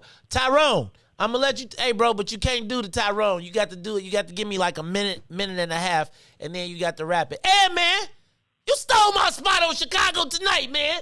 I seen you on Chicago Tonight. You know that's my show. They won't let me on. I'm like, how Ty got my spot? Ty, you on the Maze Jackson Show. What's up, man? Tyrone, he was the first one. Tyrone Muhammad. Yes. What's up, brother? I'm here. 90 seconds. That was a serious issue, though. Yes, sir. That was a serious issue for Chicago tonight. Us trying to get that parole issue passed for our people. But here we got... Get this one. I'll give you a all right, back. But that's what I'm saying. Here's a man talking about criminal justice reform. When we out front, these pastors don't show up for stuff like that. That takes a lot of grit and grind to make things happen. But they always stand in front and center when they're trying to pimp black people. And this is the thing. We confront this man, talk about forgiveness. We confront this man at his church yesterday. He even put Greg out. And he want to stand up like a gangster when somebody coming up and talking to him and talking about this is church. I'm going to tell you, pastors, that listen, your churches are not churches. Don't treat the church like a church when you're in there changing money. Those are money changing centers. And we have been standing forever that black stuff is a hustle. These individuals don't stand on the front line for no issues, real serious issues, standing for black people every day that we're fighting for, unless it's a camera and they can pimp the situation. Then they confront this crap. He want to, and when you confront him, then he want to try to call his cronies and friends to say that we disrespected his church, we did all of these. But this the same man talking to gangsters fighting one another. But this the same man talking about forgiveness for Ron Emanuel for being a part of the cover up the killing of his nephew.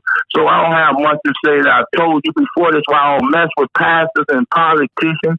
These PPs, I call them, they pee on your head and tell you it's raining, and we continue to support these clowns and let them stand in front of us. Every pastor should be outraged right now about this man. I'm gone. Thank you, Ty.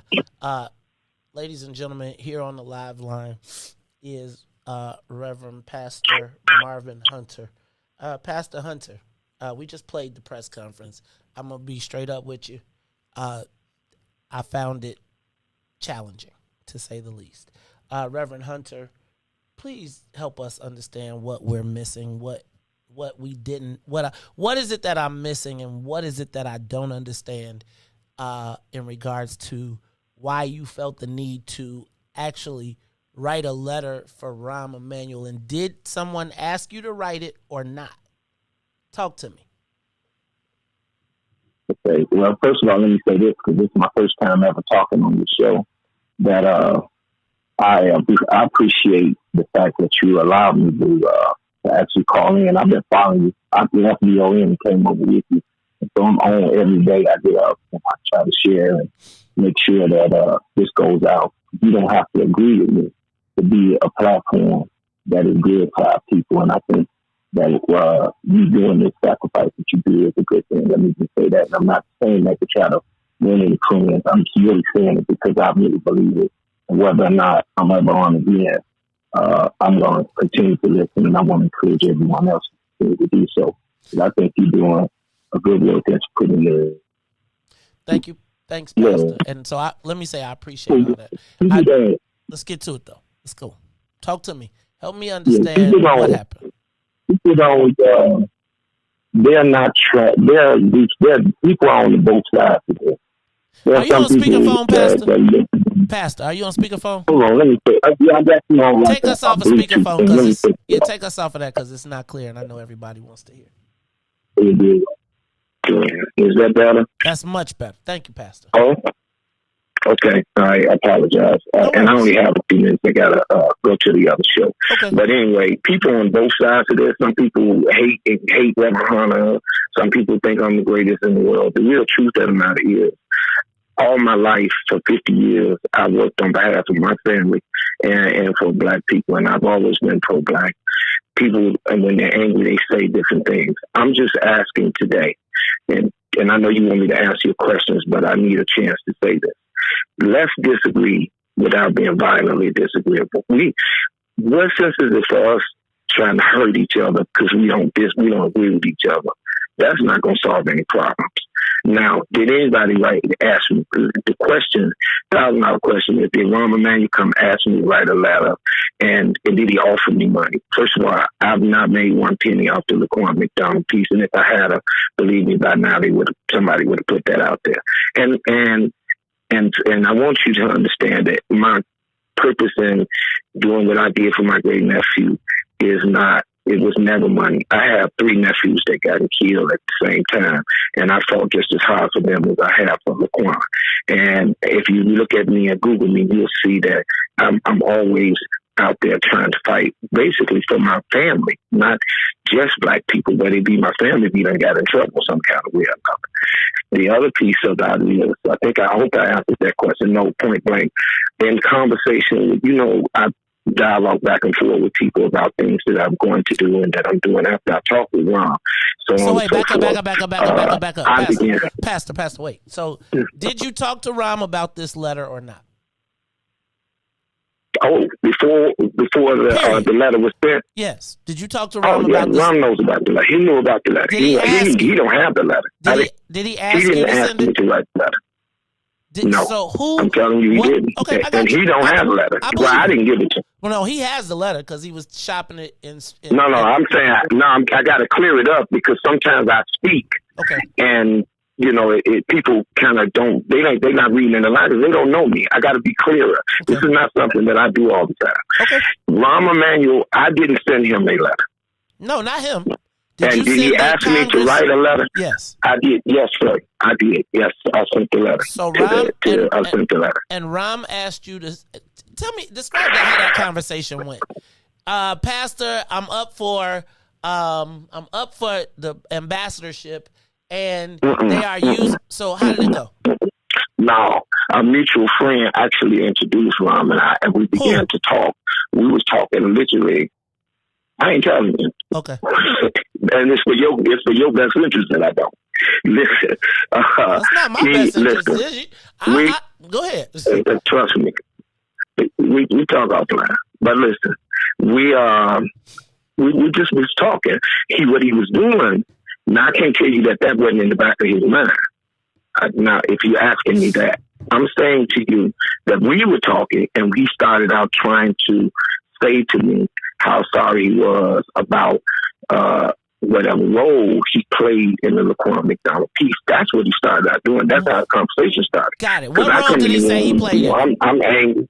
What role did Ron he says that being the mayor of the city, these are his words. He says, mayor of the city of Chicago, he has to own the Laquan McDonald mess up. He said he really should have, wish he would have, the tape could have been released quicker. He said that the legal department kind of was dealing with it. He said he never saw the tape. He told me that.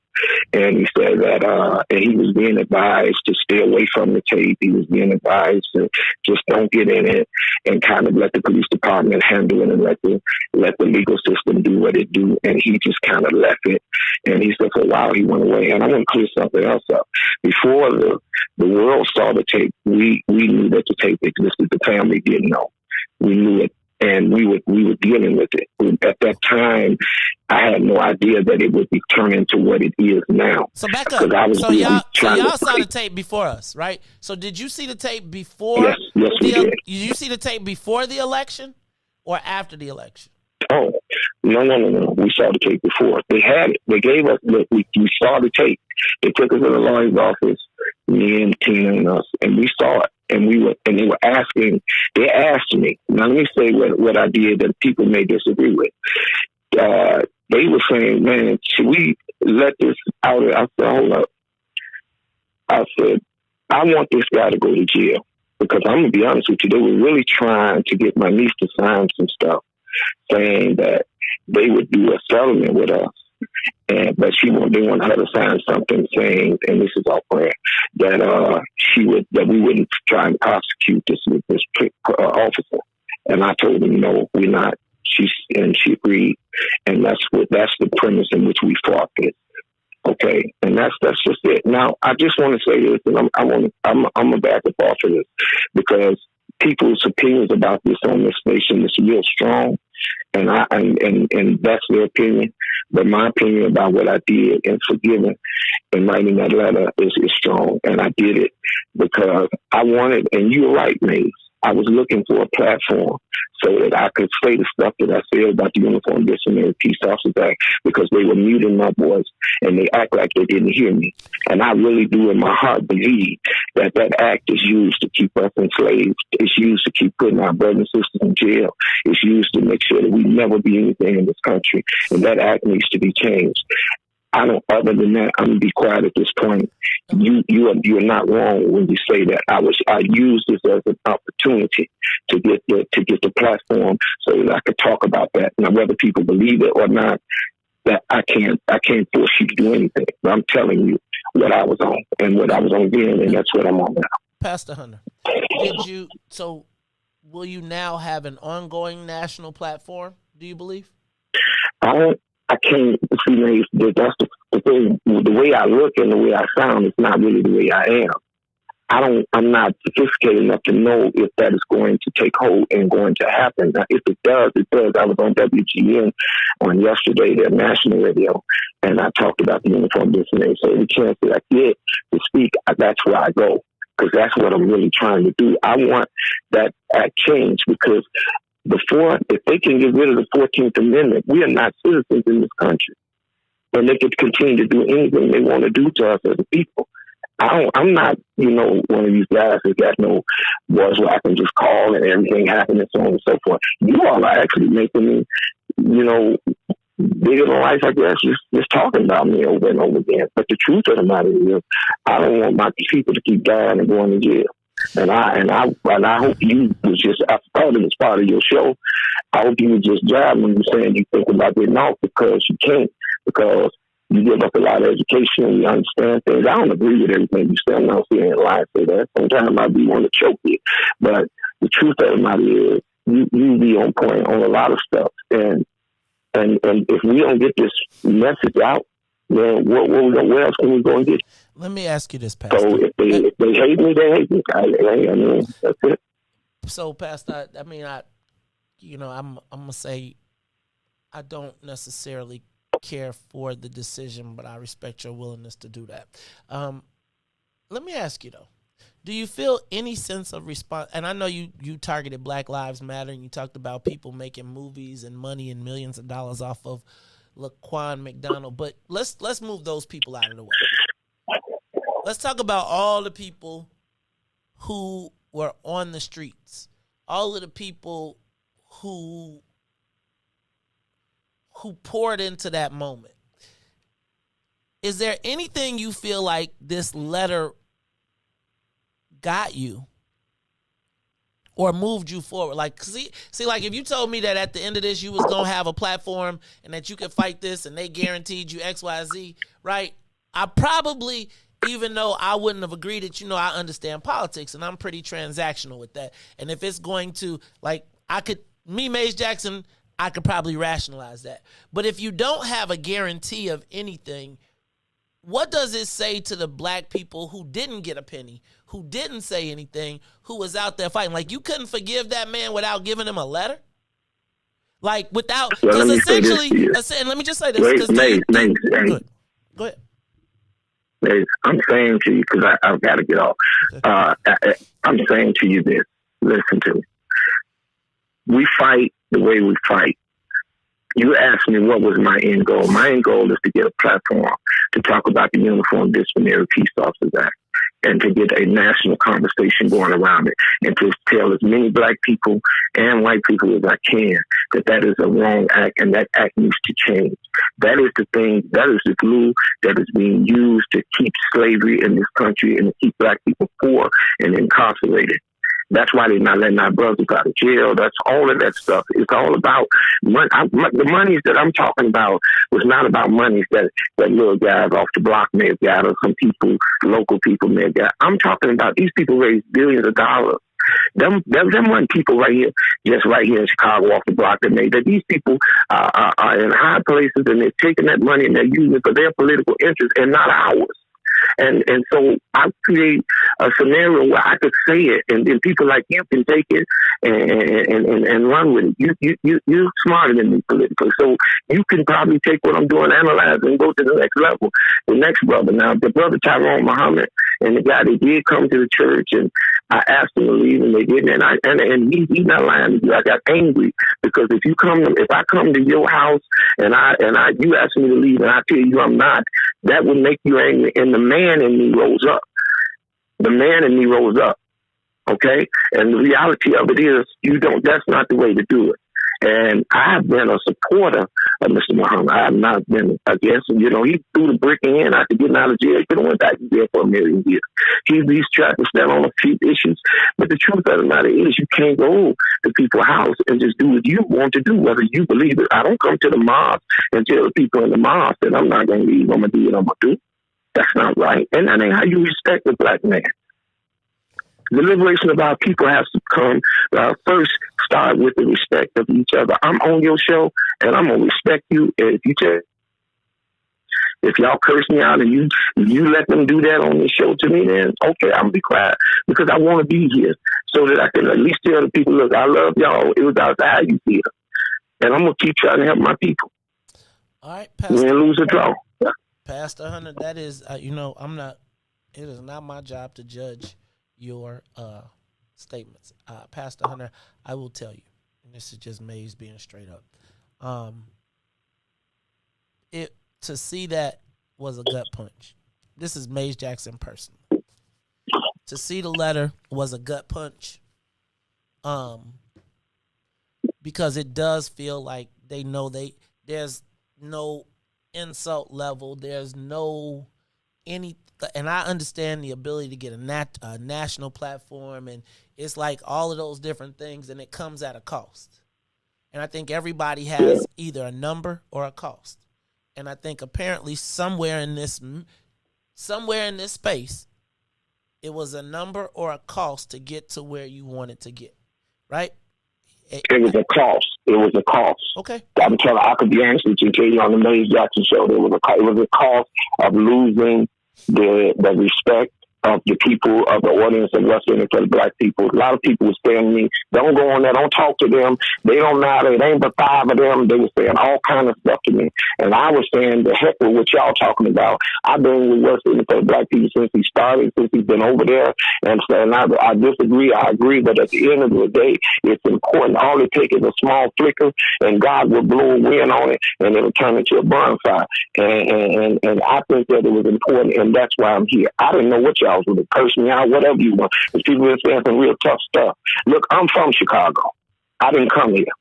I'm not some of them preachers that you meet from somewhere else down on the farm or whatever. I believe in everything all these Negroes live here.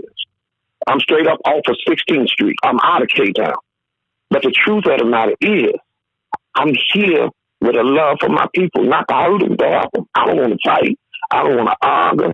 You know, and I forgive my people just like I forgive Roman names. Like, I ain't mad at Mr. Muhammad and the young man. I think his name Greg. I see he sent me a text too. I'm going to respond to that today. I have no issues. I just want us to move forward and find a way to help our people. If Reverend Hunter is not doing it the right way, cussing me out ain't going to help me learn how to do it the right way. Tell me what your solution is. And then if I agree with you, I'm going to work with Grudge, join hands, and go. I bet you I probably want to spend more money in the revolution of this than a whole lot of people that's talking. All right, Reverend Hunter. And I don't got no money. Reverend Hunter, let me say this. I say it's courageous to come on. It was courageous to do what you did. I don't know courageous for who. And I don't know that I'm not 100% sure, my brother, that is going to inspire the change that we need, because I think I'm not sure. So, Reverend Hunter, but I will tell you, I respect you standing up to and coming to the den and talking. And I think that people have very strong opinions on this, because we all spent 7 years, and whether we attended a march, whether it was we stayed on top, we said we wasn't going to forget. And I got to say, like, that in the invoking of Anjanette Young and all of those different things, Pastor, it just puts a spin. And yeah, we only got six live viewers. Nobody cares about what we do, right? So you tell all the people they was probably right. You tell them. No, you tell them. Don't nobody care. And I know you do. I know you've been with me for a long time, right? That's part of the reason that we had this respectful conversation on there. Because I'm going to tell you, Pastor, I'm upset. I'm bothered. I'm bothered. I'm upset. And I have expressed my displeasure at a variety of levels. And now that you just said what you said, right? I'm about to express it again, because there has to be an insult level. I don't care who is involved. There has to be an insult level. They got to know that at some point, like, they can't, even to the OGs, there has to be a point when they be like, there has to be a point. And I'm gonna say I was reading between your lines. I believe, may I say this? I believe if you and I would begin to sit down and dialogue, this is the truth. I'm saying this. And just begin to talk and talk. Once we get past the shock and awe, whatever this is, and you bring others and I bring others to the table, we could come up with a way to build off of this momentum that will help our people for ages and ages to come. I'm telling you what my goal is. I want to change the Uniform Business Peace Officers Act across this nation, because that act is being used to subvert, to go around the 14th Amendment. The 14th Amendment is what makes us citizens in this country. And they let everybody benefit off of it but us. And people like you and others, you know, not just you personally, but others, even some of the people on your feed, if those minds, we were all in a room and we were putting it together, we could force this country to be right by us. And then our children and grandchildren, I saw your grandbaby, that beautiful grandbaby, would not have to live under the same stuff that we living under right now. So, Pastor, now, whether people want to believe that or not, whether they like it or not, if something like that happen, I'm at the table and I'll do what I can to make it, you know, try to help our people. You know, just to help them. So, Pastor, I'm going to just say this. So, and I'm going to say that in sincerity. If that be the case, then before you cut the deal with the dude, right? Before you cut then you got to lay it out to the people, right? See, what they do is they tell you, and they'll tell you all the good stuff, and they'll justify you, and they'll give you all the reasonings why you should do it and why it makes sense. But you got to be able to say, that shit ain't working with nobody black. But when we sit there in that meeting, when we sit there in that meeting and they done already worked it out in their minds. Maze, I gotta go. I gotta get to the next show. I apologize to the Black People family. Did y'all kick me out? Should I stop listening or should I keep listening? Did I get kicked out or what? Nah, you saw I said everybody stays. We don't kick nobody out unless you the mad rapper. Okay. It's the Maze Jackson Show. We'll be back. We'll continue this. Thank you, everybody. Bye-bye. We'll continue the conversation when we come back after these messages. I want to take your calls. We'll be back. The Maze Jackson Show will be back after this break. WIIFTBP.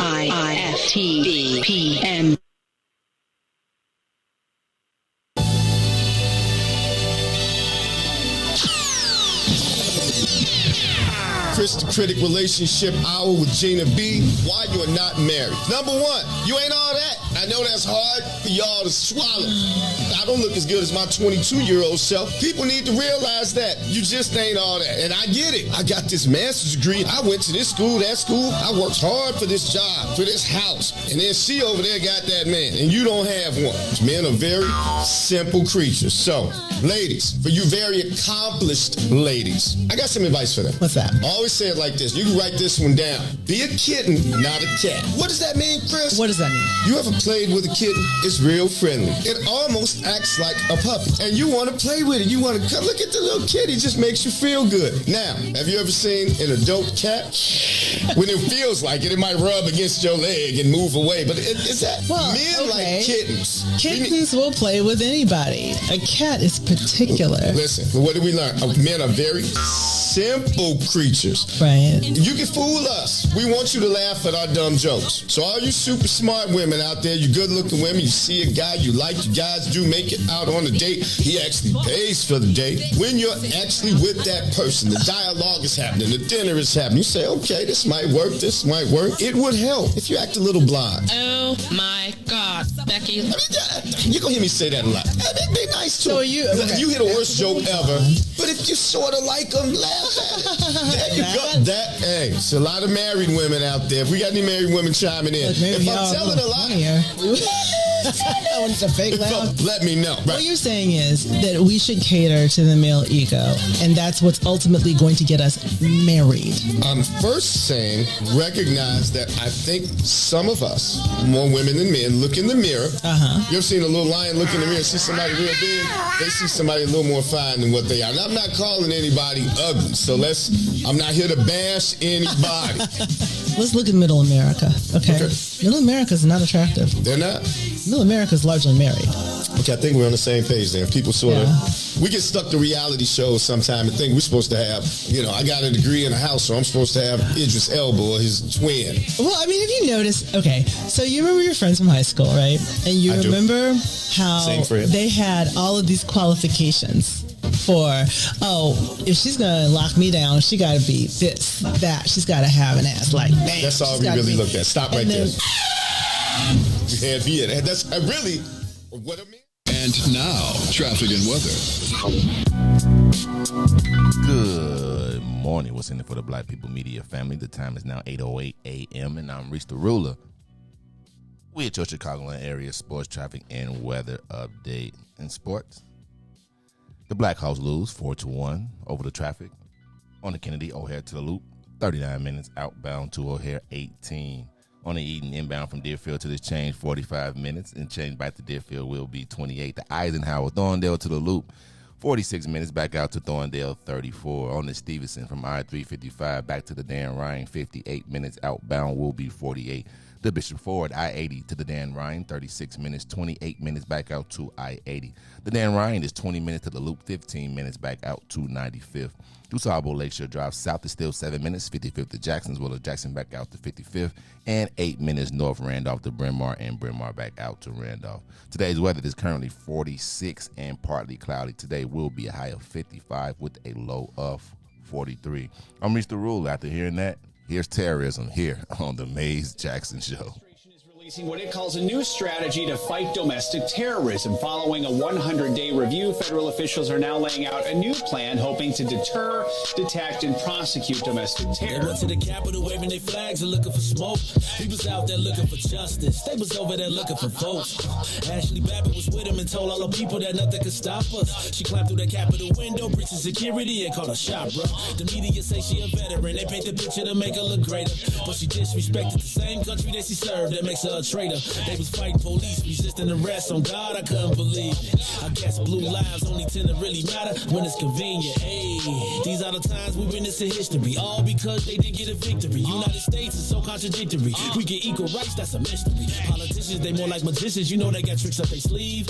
We point out the flaws that's up in this country. You know they gon' tell us to leave. Somebody try to help me understand it. Always seems like a double standard. They be out here leaving us empty-handed. To certain rights, we are not granted. The media is the culprit when it comes to the comparison. Cause when it comes to race, they always changing up the narratives. Terrorism. They say you a patriot, call you a hero. I call it terrorism. And that's on the real. You know what we know, I say it's terrorism. They say you a patriot, call you a hero. I call it terrorism. And that's on the real. You know what we know, I say it's terrorism. They say you a patriot, call you a hero. I call it terrorism. And that's on the real. You know what we know, I say it's terrorism. They say you a patriot, call you a hero. I call it terrorism. We still out here trying to get our reparations, but the government pump faking out here hesitating. I'm out here trying to keep my peace, so I keep meditating.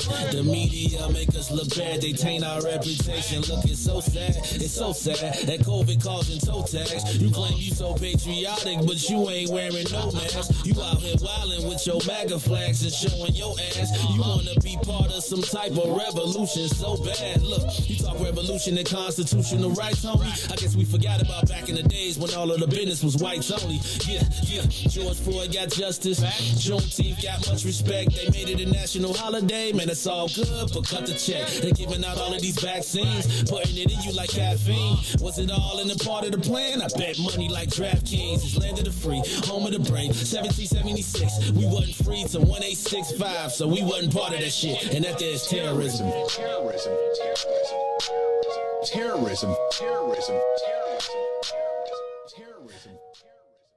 It's the Maze Jackson Show. I'm your host, Maze Jackson. You know, we was getting ready to go through, I think Ness, shout out to my man Loch Ness Monster and terrorism, because I think we just saw domestic terrorism. I got to be honest with y'all. I don't know how to take that last interview with Pastor Hunter. So we played I had fun. I was planning to have fun at 8 o'clock. Like, I was going to find out what is the capital of the Southland, right? Is it Dalton? Is it Harvey? And then we had that conversation. And so I went to the bathroom, and as I'm going to the bathroom, I hear, bah, bah, bah, bah, bah, bah, bah, bah. I'm like, you know, I ain't getting no phone call. So, bah, bah, bah, bah, bah, bah. So now I'm in the stall, and then I check my phone, and it's Sister Africa, and she like, Will Calloway is at the door. I'm like, what? We in New York City? What this Hot 97? What's this? The Breakfast Club? Well, we are. Yesterday I asked a social media question because after I saw the letter and the story, it was a gut punch for me, right? I just was like, who in the world advised this man to do this? Like, and I've seen every Negro preacher trick. I told y'all I was a practitioner of the dark arts. There was nothing you could have told me to make me believe that there was a black person that would sign a letter absolving Rahm Emanuel of, like, even if you felt it, even if you ain't, just your code of blackness says to me, I can't do that. So yesterday when I saw that, I said, man, maybe it's just not my business. And I feel like Reverend Hunter told me it wasn't my business. He said, all these people making money, movies, families, Black Lives Matter, everybody pimping, making millions of dollars off the death of Laquan McDonald, not him, not the family. I was like, y'all got 5 stacks. Five, not stacks. Y'all got 5 mil. But that's a whole nother story. And then I'm not even gonna lie. I took a bit of offense. That's the reason I'm letting you in, because I took a little bit of offense. I took offense because I said, at a certain point to me, Laquan left the realm of his family and became the embodiment of the birth of what is this new era of the Chicago millennial movement. And you wonder about intergenerational disconnects. It's shit like that. Like, that's a moment when you just say, Famo, I can't, even if I don't care what the deal is, I can't do that just for all the black youth who saw themselves embodied in that. You might even, you could have had one of them church meetings where y'all absolved, but you wrote a letter and put it in writing that essentially gave this man absolution for, once again, he ain't even asked for forgiveness. He ain't even admitted that he had a problem. So this is what I'm going to do. Because I got to go to my phone lines. But Will, I'm going to turn the mic over to you. I'm going to give it to you. Got till 8:20, and then you can sit in with me for the rest of the time. But you got 8:20 to say what you got to say. Say it. Cut the cap. Just cut it. Just cut it. Just cut it. Anybody who's been following me for the past 5 years, 6 years, know I have never, ever said anything disrespectful, anything distasteful about Laquan's family. Never have. Never have. Always was gracious, always was understanding, always was empathetic to his family. But this dude, to get on here and act like that, I'm tired of it. The first time I met this man, I sat in his office at his church, and he told me that he saw that tape. He told us he saw it. He told me he saw that tape, and he had to make a decision, too, not to release that tape with the lawyers. This was a conscious decision that he made. He co-collaborated with the city for that tape not to be released. They didn't just get him $5.5 million. This is public information. It wasn't that they just gave him $5.5 million off the rip. It was a structural settlement, meaning I'm going to give you installment payments. You keep this video to yourself. You can't release it, and I'm going to pay you every month this amount of money for these remainder of the years. This man doesn't, listen, Laquan McDonald died as a ward of the state. Where was all this? What was all this when he was alive? Why was he walking down Pulaski feeling like how he was feeling at 10 o'clock, 11 o'clock at night? Where was all of this then? Where was that support wrapped around him then? He died as a ward of the state, period. Which means legally, we the people of the state of Illinois has much say-so about his justice as anybody else. He didn't have no legal guardian. The boy was homeless, in and out the Audi home. And you made it a great point that I myself saw the embodiment of myself in him. How many times that I was a teenager and the Jakes pulled their pipes on me, and I could have been dead. It's absolutely disrespectful for him to sit up here and think it's okay to sign anything off Rahm Emanuel. Rahm, to this day, has not admitted any wrong for that. And you want to talk about forgiveness and using the scripture. The word don't mean I could forgive you and hold you accountable. That don't mean I can't hold you accountable because I forgive you. I forgave Jason Van Dyke way before the trial. That means you still got to go to jail, though, player. That don't mean I don't forgive you. I can forgive you, love you, and you still got to go to jail. You still got to be held accountable. That's not holding Rahm Emanuel accountable. That's giving Rahm Emanuel another open door to be rebranded. I told you. Rebranded and reinstalled on a public platform. On a public, national, federal platform. They're setting him up to get in play for 2024. And you giving this man a leeway after, it's not just Laquan. Laquan is not an isolated incident. Laquan represents hundreds of African Americans that were shot in this city. Dozens that were murdered by Chicago police. That's disrespectful, and then you want to hide behind that pulpit and wonder why people don't have faith in the church. It's disrespectful. It's disrespectful to me. It's disrespectful to people that put their life on the line and tabled everything they had going on because they felt like they was called by God. I know I was really called by God. I know. And you want to sit up here and use the pulpit and hide behind that? Nah, man. That's not the God I serve.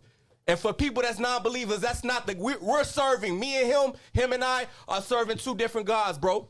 Period. My God told me that Rahm Emanuel needed to be held accountable. That the Chicago Police Department needed to be reformed, needed to be changed. Me and him are serving two different gods, fam. And I needed that. That's what pissed me off the most. Because it's pastors, black pastors, and faith leaders that do things like this that set us back. And then talking to me, you don't speak, man, he don't speak for me, and I don't really speak for his family. I never really have. I spoke for me. For anybody who really know me, I didn't get into activism because of Laquan McDonald. I got into activism because of a black woman named Rakia Boyd. That's how I got activated. And it was because Dante Servin got acquitted on April 20th, 2015 by Judge Dennis Porter in the Cook County Courthouse, where it was no media coverage, no activists. It was me and her family and this mug on the other side smirking when the case got dismissed. I was there for that. It was no national attention for that. That's how I got activated. That led me, because I had that anger and that fury in my heart for what happened, the miscarriage of justice for Rakia Boyd. That's what made me go get Laquan Tate Public for Rakia. I didn't get activated by Laquan. That's just FYI. I'm doing this out my heart and a calling of God. But for that man to get up on here, Joe, and just cap like that is disrespectful. People have legit laid their life down for this, man. So y'all got it. It's colloquial. It's a colloquial terminology for fronting, deceitfulness, fraudulent activity, period. Lying. And he's big cap. Anybody like him is big cap, period. And what pisses me off again is they're using the guys of the church. Again, that's not the God I serve. That's not the God many of us serve, Joe. I don't know what arm and vein he operating out of. That's for God to judge him. But he not finna sit up here. I'm tired of holding this in, Joe, because he get up here and parade around like he cared about this boy so much. Where was you when he was in the street? Where was you when he was in and out the Audi home? Where was the love for Bum Bun then? Where was that love at then?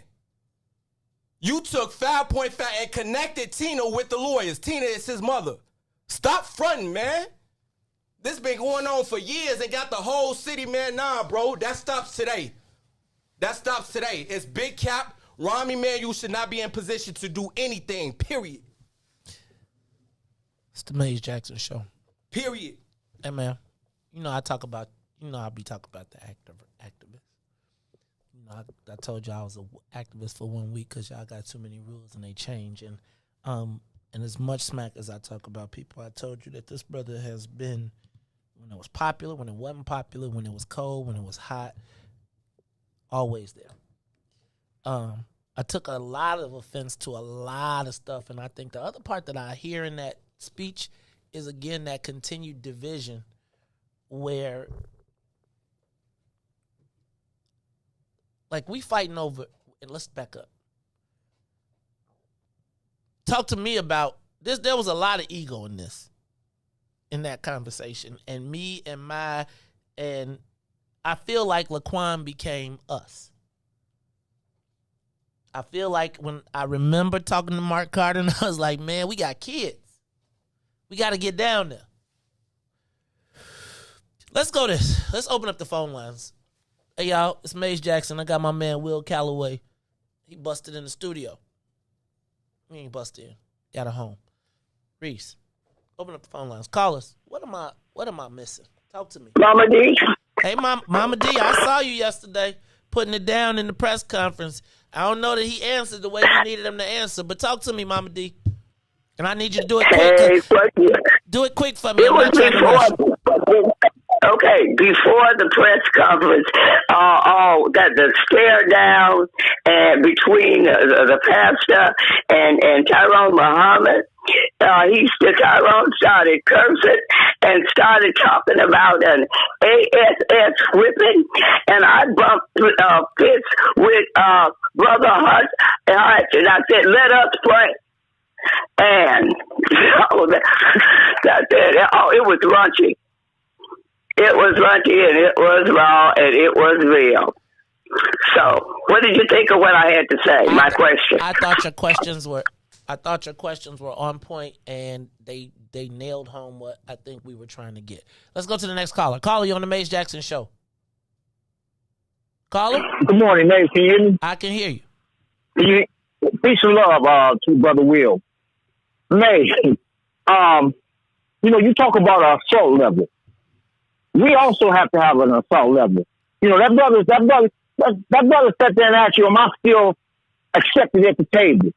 Hell no, you're not accepted at the table, brother. Hold on. I mean, James, real quick. He ain't coming to the barbecue, but he needs to stay in the den because y'all need to keep on cooking. Like, here's what happens. Listen. Go ahead. Just listening to that press conference, this double talking, used car salesman, pork chop eating. I can promise you, the city, because everybody knew this boy was coming from a broken foundation. The family was destroyed. I guarantee you, they sought this Negro out. They knew that Negro was out over there on the west side, and they knew what type of Negro they was dealing with. And this is why it was so easy to pull him in. I'm talking about that damn Reverend Hook hunter. They knew exactly who to go get. This Negro seen opportunity and money. You call him in so many goddamn lies. First of all, you said nobody asked you. Then you said Ron asked you. And then this is what got me. May, this is what burned me the fuck up inside.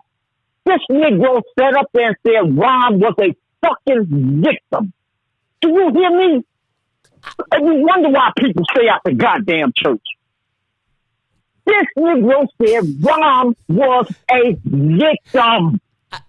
I feel like can they at least whoever wrote your speech for you, whoever told you to come up here and say this, was you ad-libbing? Whoever wrote that and said Ron was that was him saying, let me show you what I could do. I'm gonna show you how much. That was right up there with that Negro selling out with the letter. And he used his pulpit, like the brother said, to clear this garbage. It's a damn shame. And he actually had the congregation that's feeding our people this garbage. We should go to church on Sunday. Hell no. He can't sit at the goddamn table. Take your ass to the back in the alley. Oh, Jesus.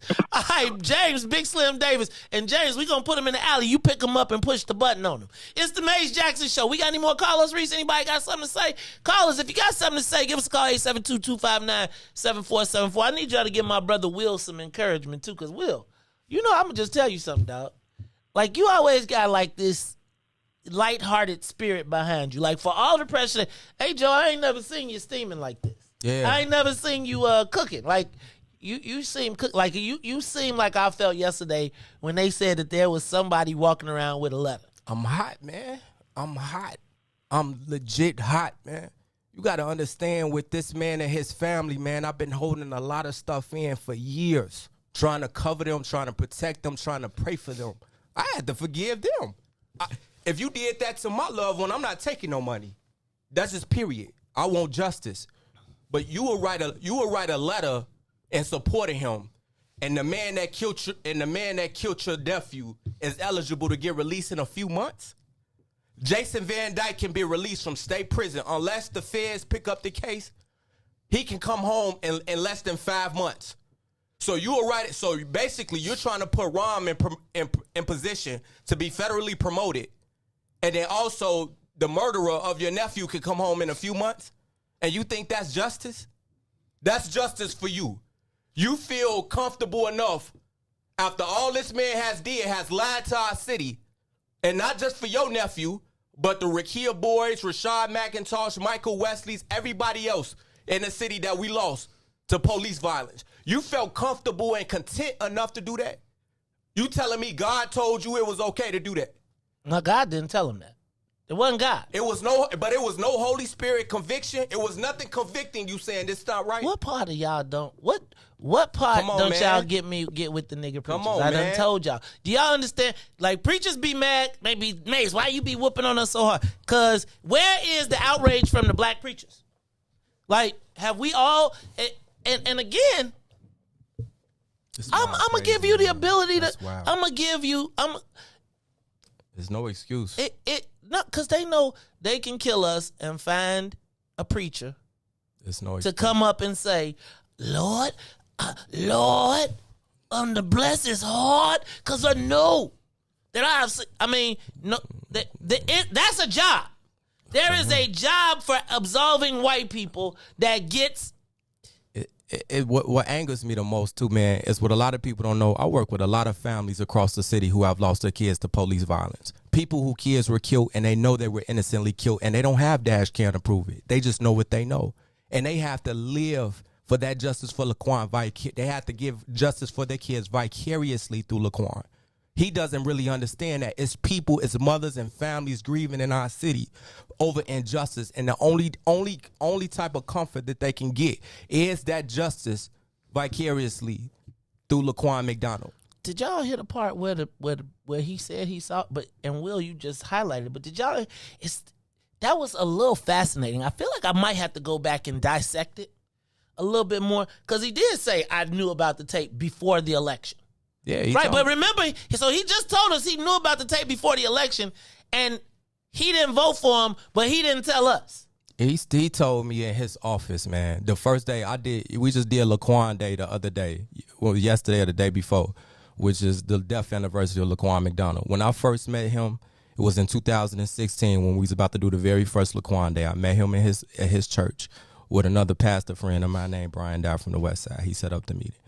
The man told me in the meeting that he saw the tape. He knew about the tape. He saw the tape. And he made the decision not to release the tape. He thought that was in the best interest of his community. This is what this man That's because the me. white people told him, if you let this out, they're going to go crazy, and they'll tear up the neighborhoods and they'll tear up the city. And then it took white people. So for 400 days, when did you think would have been a good time to talk about They the never tape? wanted it to come out. He never wanted the tape to come out. He wanted to take that money. He wanted to receive that money along with Tina Hunter, Laquan's mother, and they wanted to quietly go away into the sunset. And Laquan McDonald blood still would have been screaming out from the streets. Hey, Joe, it's the Maze Jackson Show. We're going to take a quick break, and then we are going to be back. We're going to take your calls. I know we said tell me something good Friday. Yeah. And did I say I wasn't advocating for violence? I want to be clear. I'm not advocating for any violence at all. None. Zero. Because he said that on the call. And, I think then there'd be police protection. The next thing they'll be like, I done whooped up and rounded up. No, I'm just. It's never been a bloodless revolution after history. So. See, that's the millennium. I'm 50 years old, man. I'm 50, man. I'm going to keep doing the radio. I'm going to be like boppers. No, we're going to do like the Warriors. I'm going to be the announcer for it all going down. And what's old boy, not Radio Raheem, who was Sam Jackson in Do the Right Thing? It's the Maze Jackson Show. We come back. We're going to take your calls. We're going to continue this conversation. Will Calloway is sitting in with me. We are responding to Pastor Marvin Hunter's press conference and decision to write a letter for Rahm Emanuel. Like, yo, cuz, like, you wrote the letter, though. Yeah, that's OC. Like, that's you, OC. like, I don't know what that means either. That's an acronym. Out of control. Okay. I was just like, wait, you asked, like, at least, like, can I tell you? So if I was advising you, I'd be like, I probably would have even told you to testify before I would have told you to write a letter.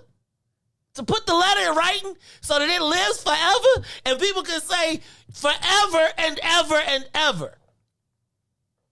Man, they can't make you walk that plank, bro. Like you get, unless they moving you to Washington, D.C. It's the Maze Jackson Show. We'll be back. The Maze Jackson Show. We'll be back after this break. What's up, everybody? It's the green side of things. It's your man, Sadiq. And Cassiopeia. And we need you to like, comment, and share. We need you to do it right now and join us at our new day and time, Wednesdays. From 1 to 3 p.m. on What's in It for the Black People Media. Shop at Black-owned and operated Solo Beauty, where you are appreciated and respected. Located at 8158 South Cottage Grove, Solo Beauty can supply all of your black hair care needs. Solo Beauty is open from 11 a.m. to 8 p.m., Tuesday through Saturday.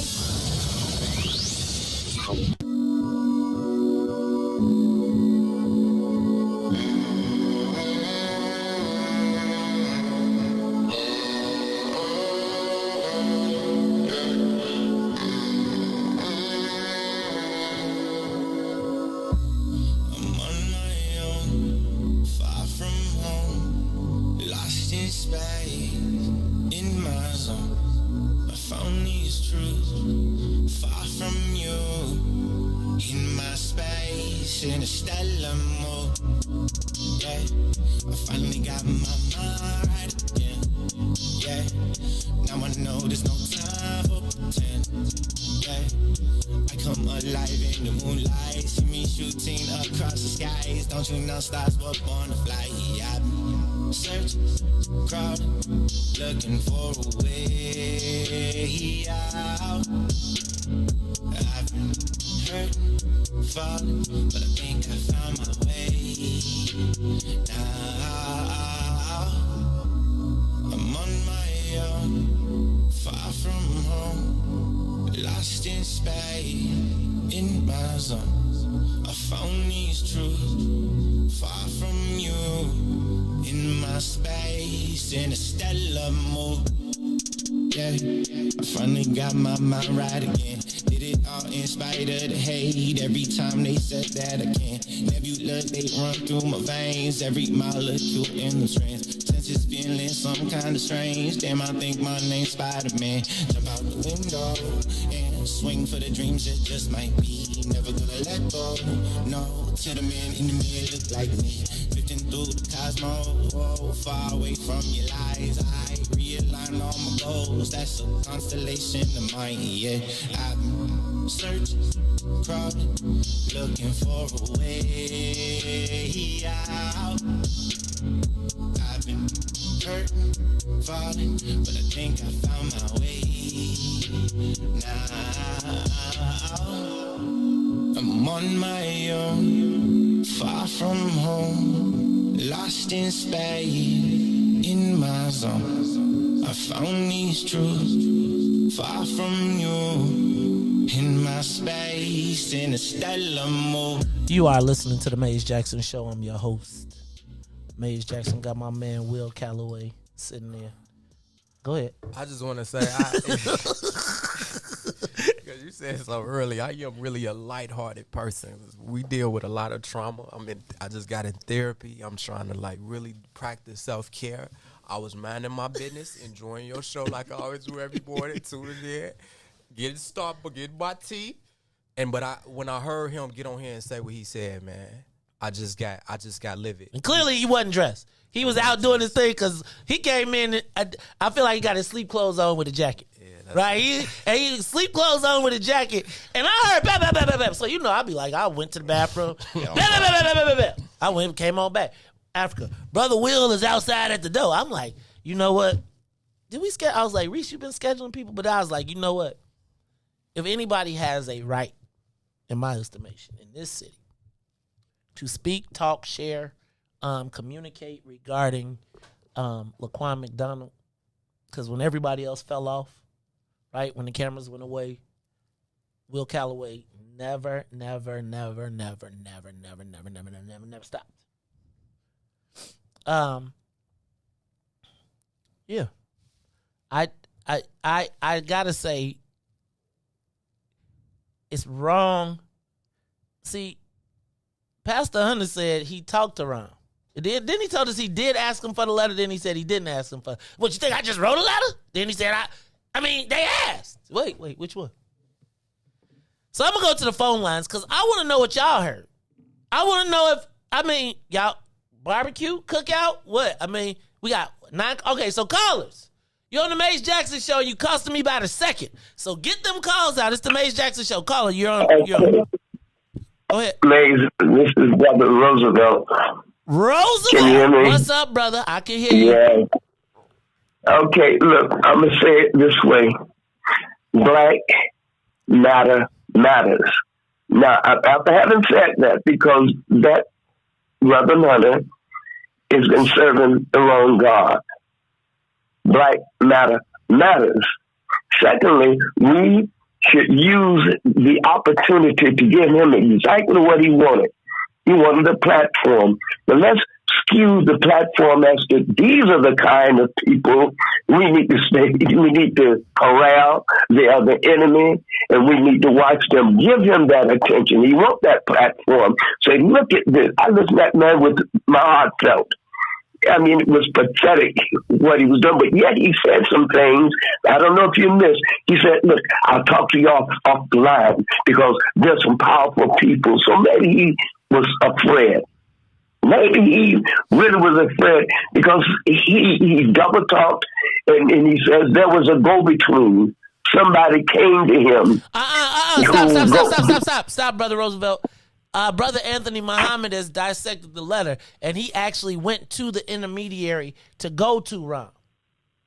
Right? So Ram didn't come look. He said, hey, and I know I done put the context clues together. So I know what happened. He went to the man, and the man said, hey, Mr. Man, can you give me the Ram and tell Ram I know he got some troubles. We worked it out before. I can help him get through. See, I like. We need to put a picture. We need to put a picture with this guy's face on and say, this is what you're not supposed to be. If you got any black in you, the first black man got to have what's clear about black matter. And this guy ain't got it. I'm so emotional, maybe. I'm going to get off because I've heard what everybody's calling. They spoke the truth. It's a situation that we need to put him on Front Street and let that be a signal to all these other reverends out there that they got to go and really get educated on what religion does. It controls, it regulates, and it defines Brother Rosie, Christianity. I got to stop you. Yeah. I got a bank full of calls. So, Brother Roosevelt, you know you are one of our senior elder members. So we got, you the president of the deacon board. We see you, We see you, Brother Frank. We see you out there. Brother Frank, president of the Phone Club. Hey, man, call us, too, because I know you feeling something. You probably going to call Reverend Al and tell him, call us. It's the Maze Jackson Show. Go to the next caller. Caller, you on the Maze Jackson Show. Good morning, Maze. Good morning, Sister Zakiya. Yes, sir. I'm steaming and I'm smoking, but I got to say this real quick. Reverend Hunter was coming with just straight up double talk, and we all heard it.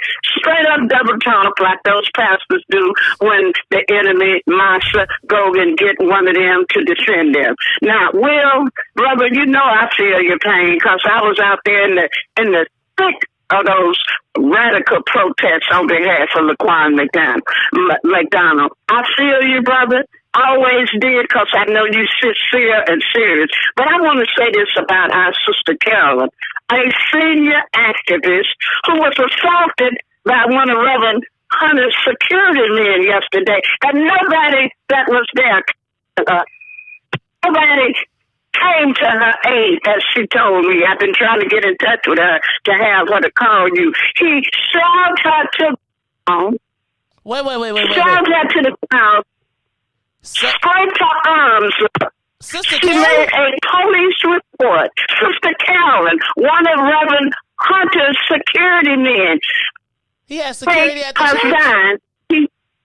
Well, she said it was a security man or one of his men, period. I don't know. I wasn't there because I would have to. I couldn't have sat there and just watched a sister being mistreated. And I'm telling you, this reminds me so much of my involvement in the Caruso case where I was assaulted, verbally assaulted by one of our people in our community in front of the Caruso family. And here, they insulted my sister yesterday. Nobody came to her aid, as she told me. Scraped her arm. She filled out a police report. I hope she bring assault and senior abuse charges against him, because Carolyn is in her 70s. What? And she's out here fighting. Yes, she is. I'm gonna give her. Yes, she is. I'm gonna give her a call today, Sister Zakiya. Thank you for letting us know. Nobody came to help her. Nobody aided that sister. See, sisters don't get what they deserve out here when brothers come against them. They just let brothers like me in my case with the Caruso case. The brothers that came to my aid, I didn't even know them. The ones I knew, they didn't even try to come to my aid. So I know the script out there. I thought Tyrone Muhammad and was there yesterday. It's hard to believe that Tyrone I don't know. Something like that. Carolyn said nobody came to her aid. I don't know. Okay. That wasn't an organized and informed protest either, though, Sister Zakiya. But we're gonna definitely get on top of that. All right, thank you, Sister Zakiya. Hey, fellas, like y'all, we gotta get on top of that. That cannot happen. Carolyn Ruff is there for everybody. That's facts. She is there for everybody when nobody else wanted to shut down the beauty. She stayed out there for a year plus. That's facts. And got it done. Like, anytime. And first of all, y'all know when something is moving, y'all get the seniors out the way. Mm-hmm. And Pastor Hunter, like, regardless. Mm-mm. I mean, and I understand you got security, and I know that, once you, let me just tell you, when you make this move like this, they guaranteed them, right? They was like, because they knew it was going to be a problem. So I'm telling you, you might be talking to some ninjas. You might be talking to some Israeli soldiers. You think I'm playing. When people are playing for all the marbles, there is no expense. Again, how many billions of dollars will come out of Japan? I can get this dude $250. You see, he said, I did it because I wanted a national platform. Well, what does Rahm's brother do?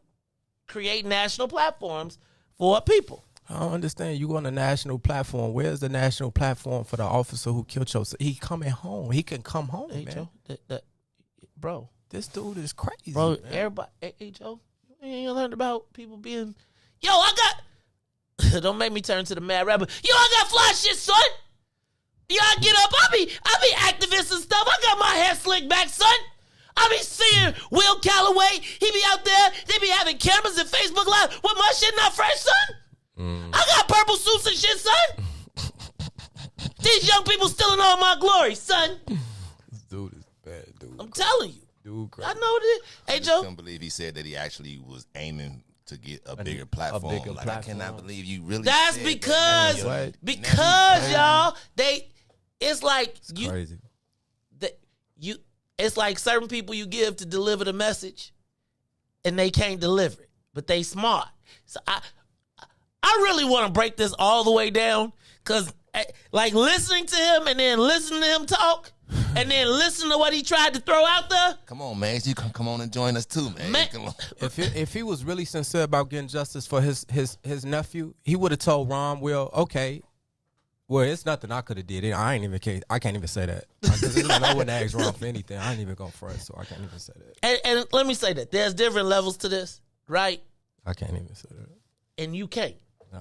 See, you can't even if it was the $1 billion deal, Will, you can't do it because it preserves your moral standing, right? Now, say that turned into a $1 billion program. You still couldn't sign off on it. Now, it could happen, and you could direct it and but you got to maintain your credibility with your people. And let me just help you understand that whoever got you to do that killed the last bit of credibility that you got with your people. So even with that platform that they promised you, that's right? dead. Like nationally, everybody is gonna put the brick on you. Like that's the black dude that came up here and said yes to Rahm, and in spite of it.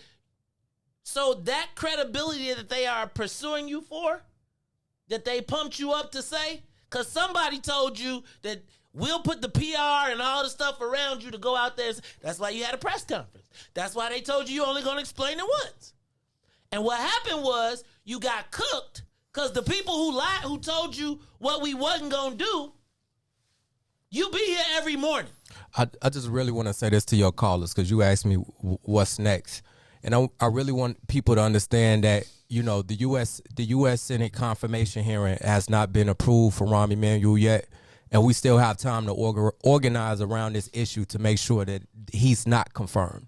And I think one of the ways to do that is if Japan is the country that he's supposed to he could be potentially an ambassador to, we have to start reaching out to the Japan consulate and let them know that the American people, particularly the Black American people, do not want Rahm as U.S. ambassador.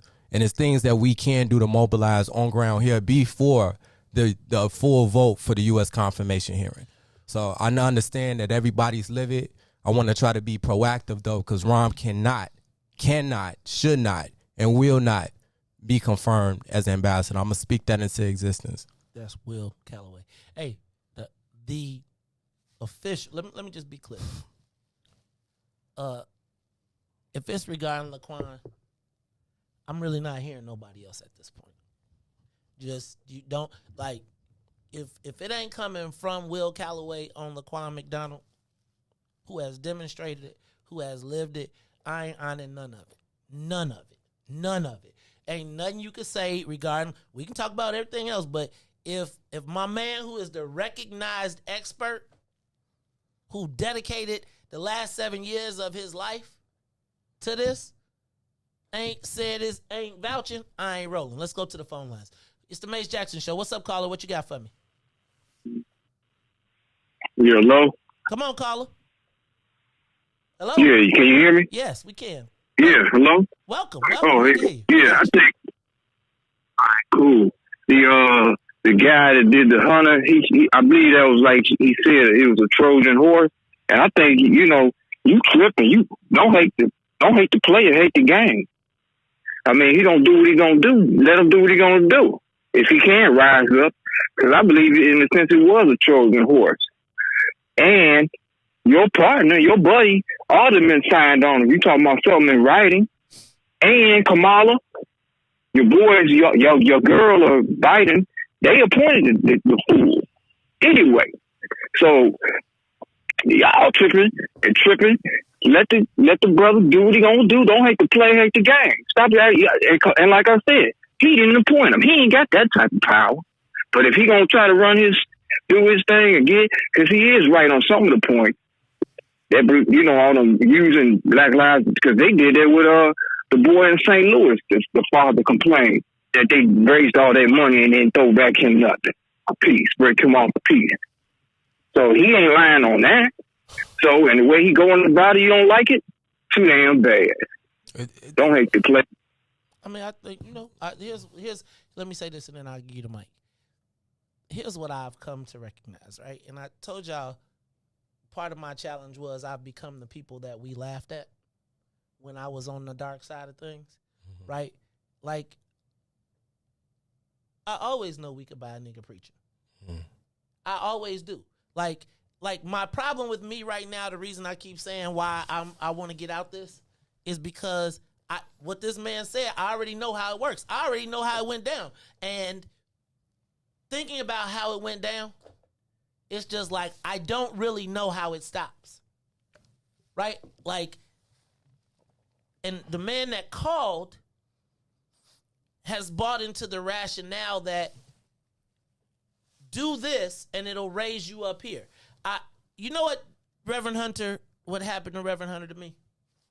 And I'm going to go to a biblical reference. Do y'all remember when the devil came to Jesus and he took him to the top of the mountain and he said, you join me and all this can be yours. Whole kingdom. This, all you see can be yours. You be with me. Knowing that his destiny was to be whooped, to be raised up, to be slammed down, to walk through and the people praise him with Hosanna, and a week later they would hang him on the cross and they would call for Barabbas. That's my church, right? Y'all can't mess with me on the Bible. So when I see people using the Bible and using, you got a story, I got a story. The story that brought to me was they took you to the top of the mountain preaching. You got to recognize the story when you live in it. And the devil gonna talk to you real sweet. He gonna tell you, hey man, just do this thing for me. They and you know what they know? They know you niggas will forget. That's why he threw the Anjanette Young in it, right? Because we'll forget. Go to the phone lines. It's the Mace Jackson Show. What's up, caller? Peace, Mace. It's Marquin. How you feeling, brother? What's up, Marquin? I was just looking at the picture. My brother Will. I was looking at the picture of all of us on Black Friday, and I might have to tear the picture up, man. I might have to tear the picture up because I joined. Brother, got hijacked. Let me tell you something. First, I want to say this: you have activists and you have actorivists. Will Calloway is a bona fide activist. I remember meeting Will for the first time. We were sitting at the mosque. Will was sitting about a row or two in front of me with another individual. And that's when he first brought the Rakia Boy situation to my attention. And then, and some other things. Will been doing this for real. So when, it's kind of hard to shift through the muck and mire to see who's real and who's not out here. But you got those out here that who will go ahead and use the pain of our people for profit. And then you have those out here that are really trying to bring healing to our people and bring justice to our people. And so Will is one of those. I want to shout out Will on that, real talk. But as far as the pastor goes, I was listening to the minister yesterday, man, and it was an old video when he was preaching, and he was talking about traitors.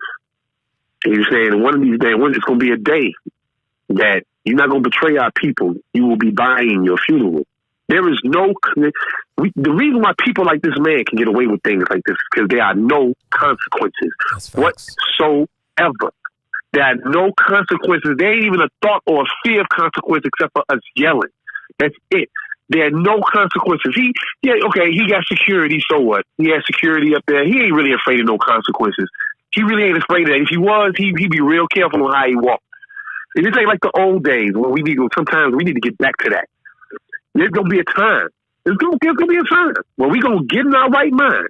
And those who want to betray and cross our people and sell our people out are going to pay for it harshly. They're going to pay for it harshly, man. And so we got to start, we got to really start coming to grips with ourselves and asking ourselves, what are we going to really do? And what are we really willing to do in order to protect the integrity of our people and our community and our babies, man? Because dudes like this, he is a cancer. And it's a straight cancer. He sat up here and tried to literally justify his actions. And I'm going to be real with you, man. I got to appreciate you, man. I appreciate you that you wouldn't let him go. You hit him with them questions that made him have to, and when you start hitting him with real questions, you see, man, I got to go. I got another interview. So, nah, man. Will, keep doing your thing. Also, Will, I owe you an apology, man. I saw you when Sister Kanika had the memorial for her father. I told you then I was going to call you because we going to work out together, and I apologize, but I owe you an apology. I'm apologize to you publicly. But, brother. Yeah, man, y'all, you keep that fight going, and we going to go ahead and have to deal with this situation. And as a matter of fact, I reached out to Mama Carolyn the week for her to hit me back. Okay. We're going to have to go ahead and address that, too. Mm-hmm. So, please, love y'all, man. Keep that fight going. Thank you, sir. Thank you, Marquin. Hey, y'all, to the Warriors, right? Y'all hear me, right? I ain't no call for nothing, but man, Charlie, like for real. And I'm telling you that it's a whole network of people that walk amongst us who encourage these moments and agitate at the same time. And it just is crazy to watch that. Let's go to the line. I'm going to take all your calls before I get out of here. So even if, Riis, you might be over a little bit. You got to work for Tennille today. You tell Tennille I'll call. Hey, it's the Maze Jackson Show. Caller, you on the Maze Jackson Show. I want to just hear from you. Callers, we're going to take your calls today. What's up, caller? Caller? Hey, Maze? Yes. Maze, can you hear me? I can. This is Othello calling from Chicago. Hi, I'm calling from Houston. How you doing? Othello Isaacs, what's up, Mr. 7-footer? How you feeling, dog? Man, I had to call and give props to Will because I learned something about that intergenerational disconnect you just mentioned. For the longest, I was wondering, scratching my head, how come this brother cares so much? But if he doesn't, then Laquan's life didn't matter, So I just want to throw that out there, and I just want to submit this as a thought. I guess you guys skirting around it, but don't make this guy Hunter bigger than what he really is, because in actuality, he only speaks to his congregation. Whatever microphone he had in front of him, I've heard of Will all the way down here in Texas. I have never heard of this minister anywhere, and I have an enormous ministerial influence in Chicago in terms of friends that I know who are ministers. So let that sink in, but also I want to throw this out here. And Will also submitted something that we need to disseminate more broadly across the city. Reach out to the Japanese consulate. There's no way in the world that Ram should get this job if we as citizens, be it former or currently in the city, reach out to the consulate and say, hey, this is unacceptable. This is who this person is. Yes, there will be confirmation hearings. Yes, Ram has a little bit of pull, but I just called all the way 1,000 miles away from in Texas to let Will know, keep doing what you're doing. Will, you Maze, you bridged the gap today, because I was thinking, hey, why does Will care so much? Why is he always pushing this issue that this life matters? Because every life matters. I think we're missing it. Well, last thing, I think we could be missing it also, that the biggest problem is not the church.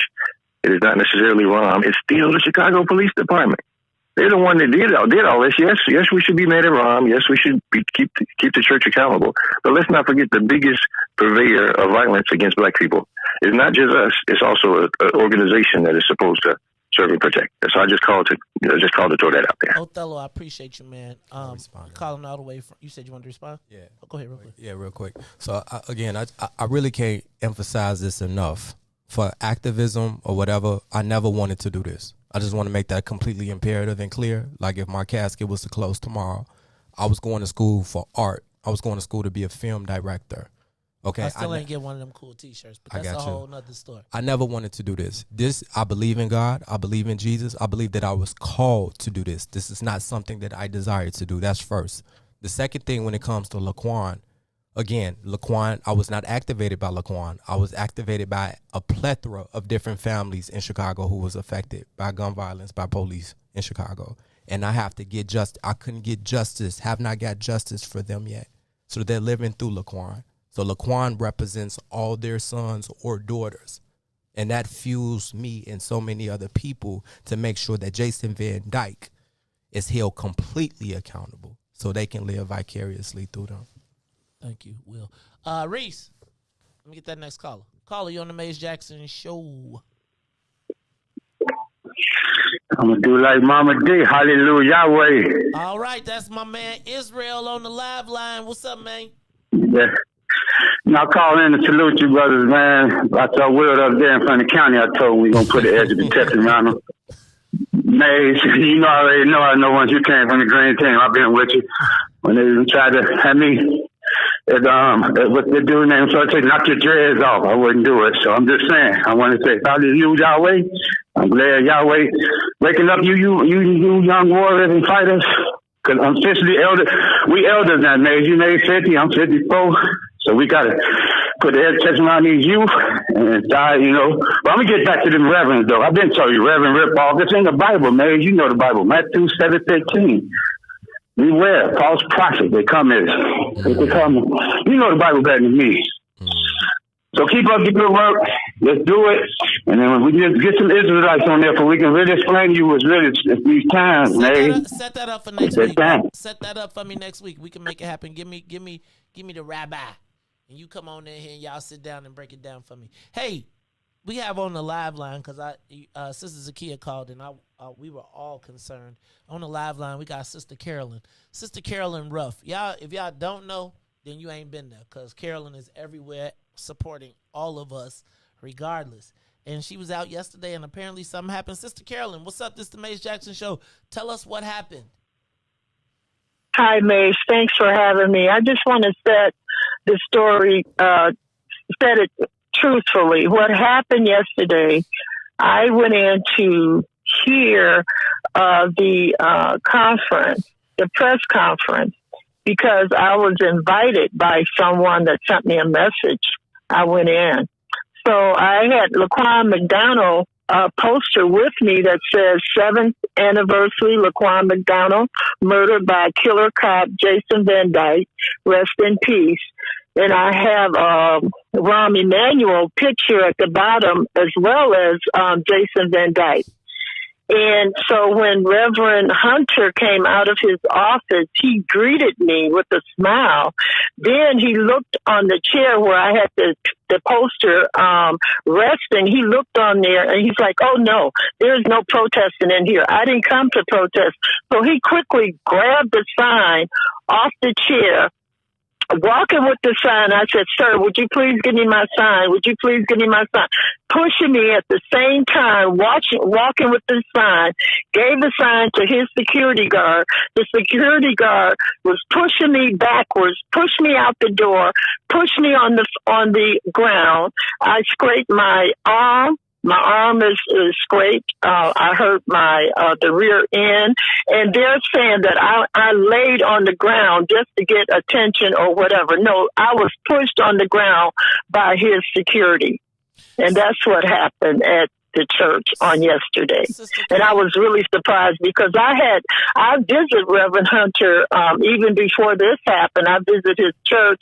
I gave him donations and stuff like that. And for him to put me in the category of Black Lives Matter, I'm Black Lives Matter, women of faith.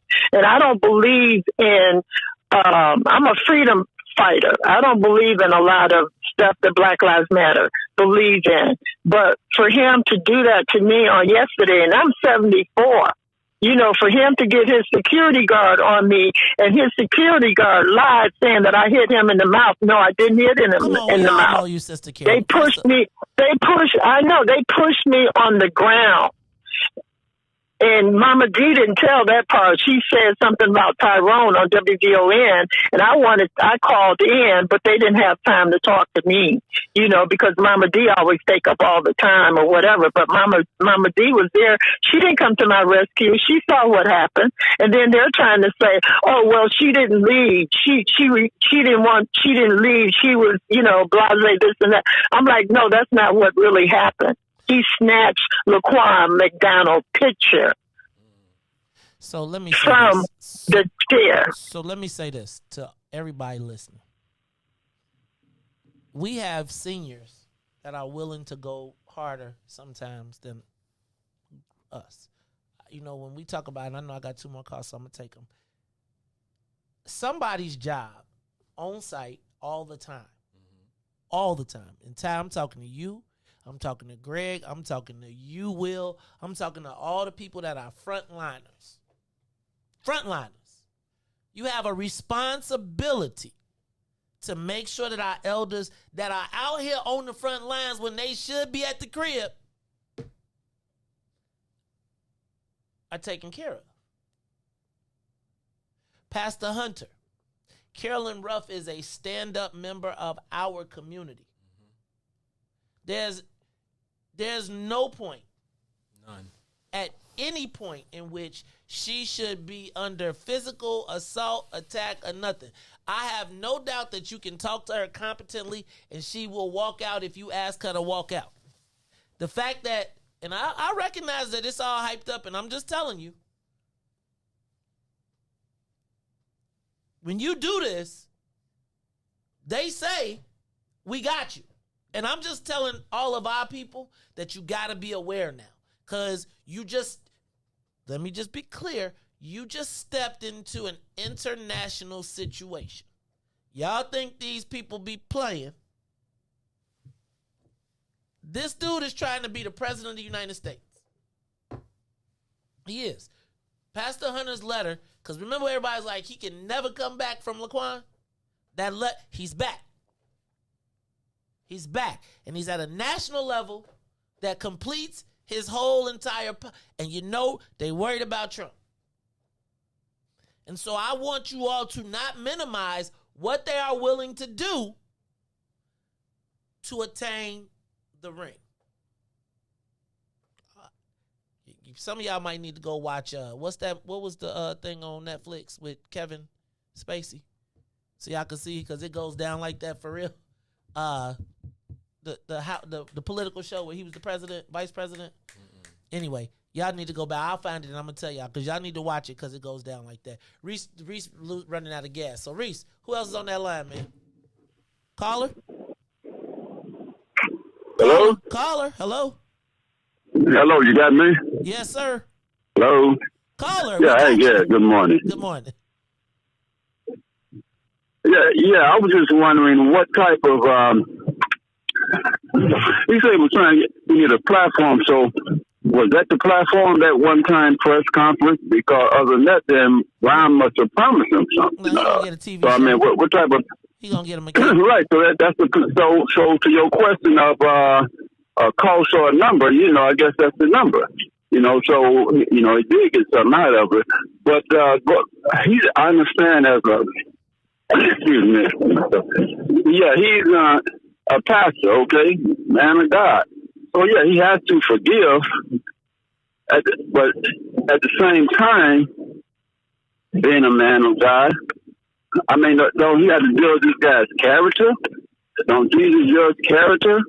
And now this guy has shown him, this reverend being a citizen he's seen Ron at work, so he knows this guy's character. So how can he qualify to put this guy back in a position to be over to represent a people with his type of character? At least character towards black folks.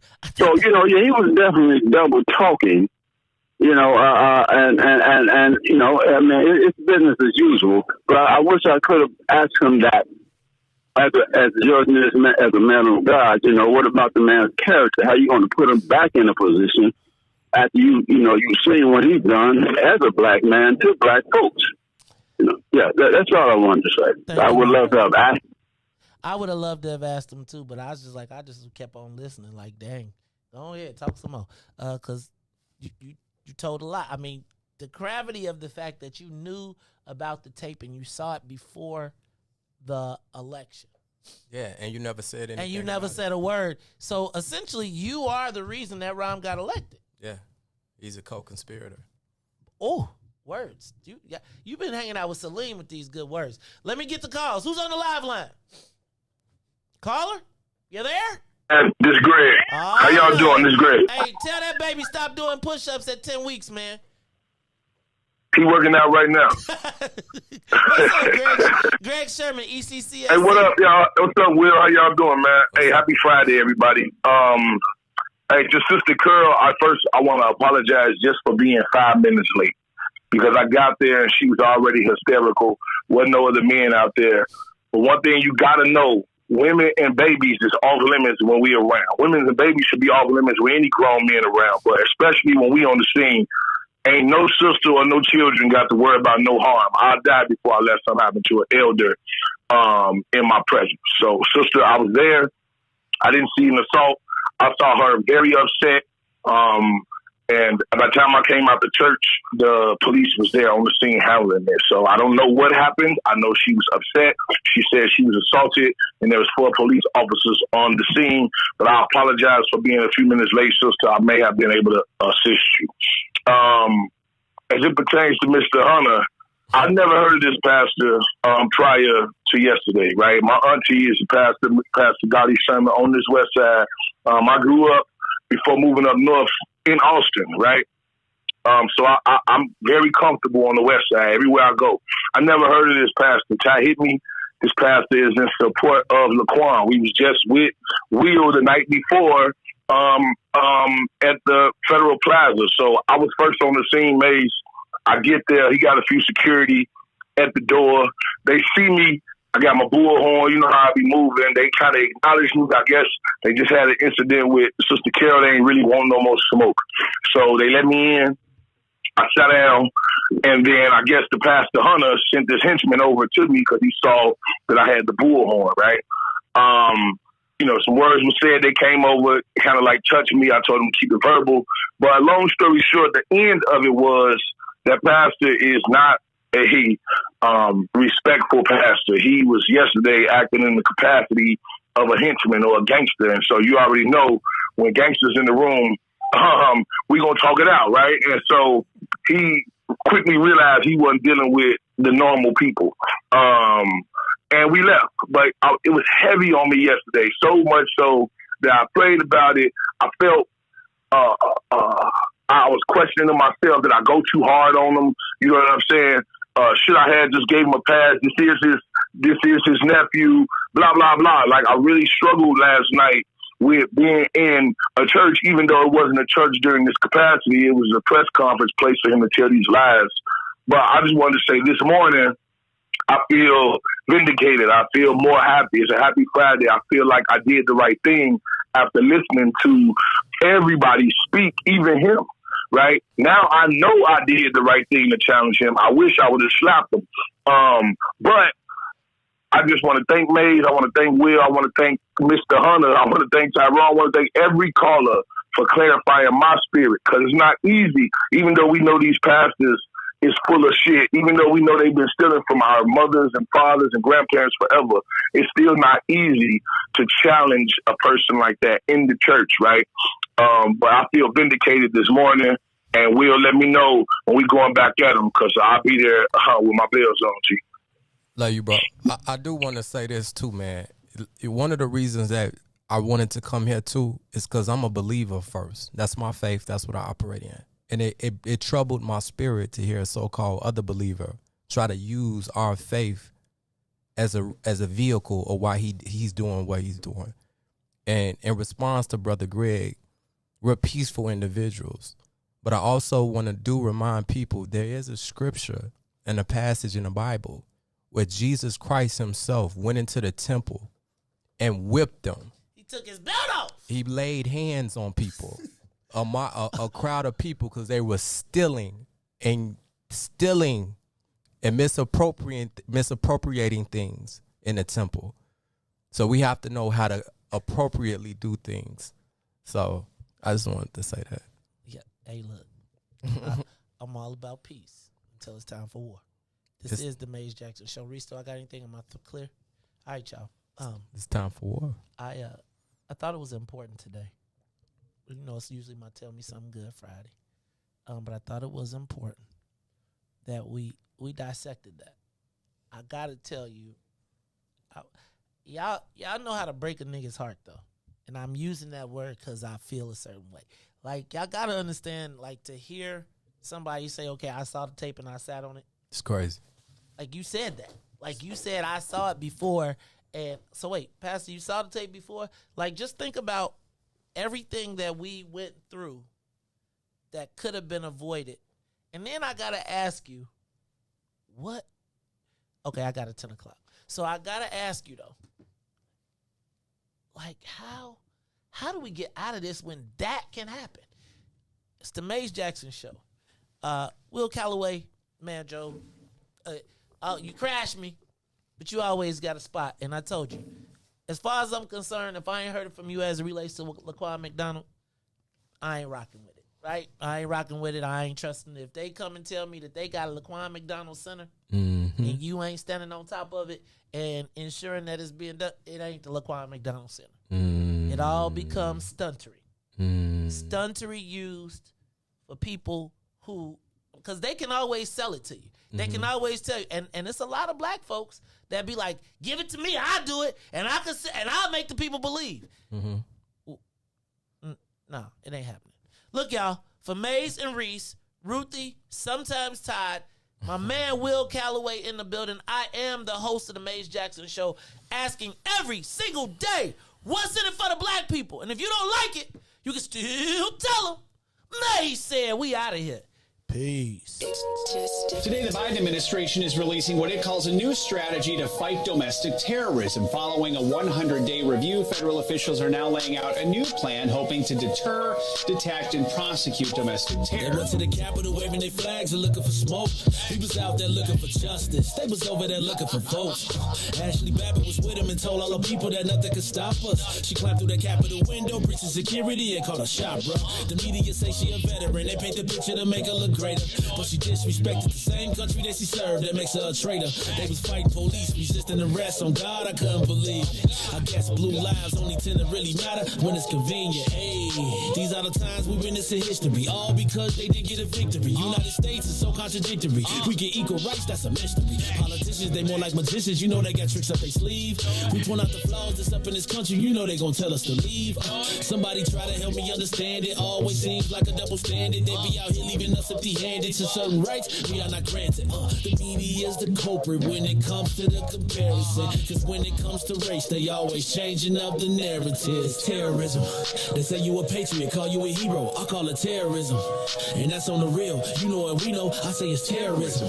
They say you a patriot, call you a hero. I call it terrorism. And that's on the real. You know what we know, I say it's terrorism. They say you a patriot, call you a hero. I call it terrorism. And that's on the real. You know what we know, I say it's terrorism. They say you a patriot, call you a hero. I call it terrorism. We still out here trying to get our reparations, but the government pump faking out here hesitating. I'm out here trying to keep my peace, so I keep meditating. The media make us look bad, they taint our reputation. Look, it's so sad that COVID causing toe tags. You claim you so patriotic, but you ain't wearing no mask. You out here wildin' with your MAGA flags and showing your ass. You wanna be part of some type of revolution. corruption so bad. Look, you talk revolution and constitutional rights, homie. I guess we forgot about back in the days when all of the business was whites only. Yeah. George Floyd got justice. Juneteenth got much respect. They made it a national holiday. Man, it's all good, but cut the check. They're giving out all of these vaccines, putting it in you like caffeine. Was it all in the part of the plan? I bet money like DraftKings. It's land of the free, home of the brave. 1776, we wasn't free till 1865, so we wasn't part of that shit. And that there's terrorism.